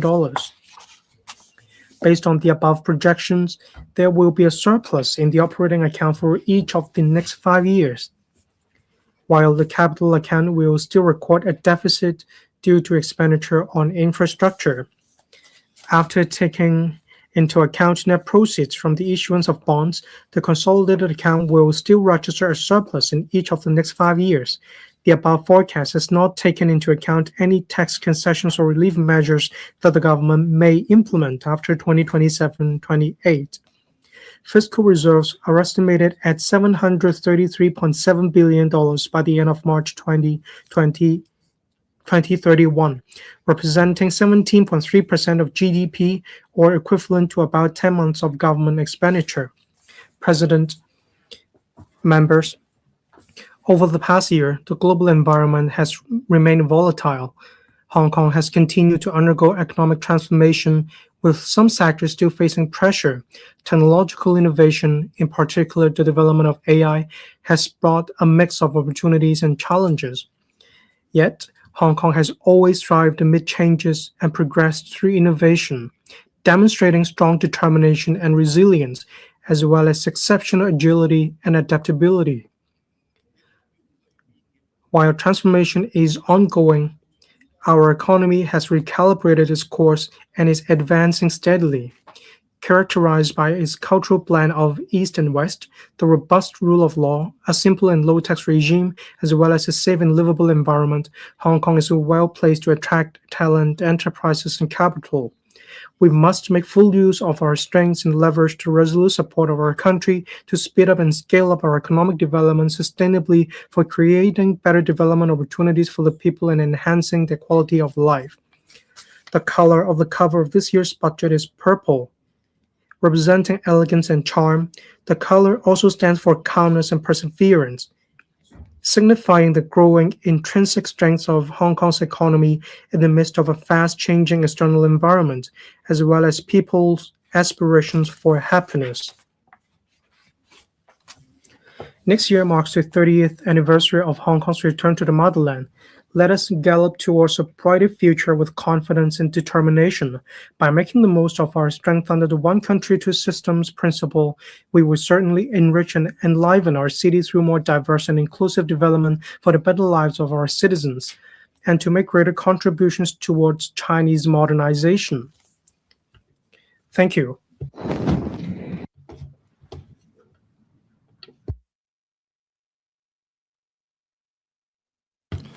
I now propose the question to you that the aforesaid bill be read the second time.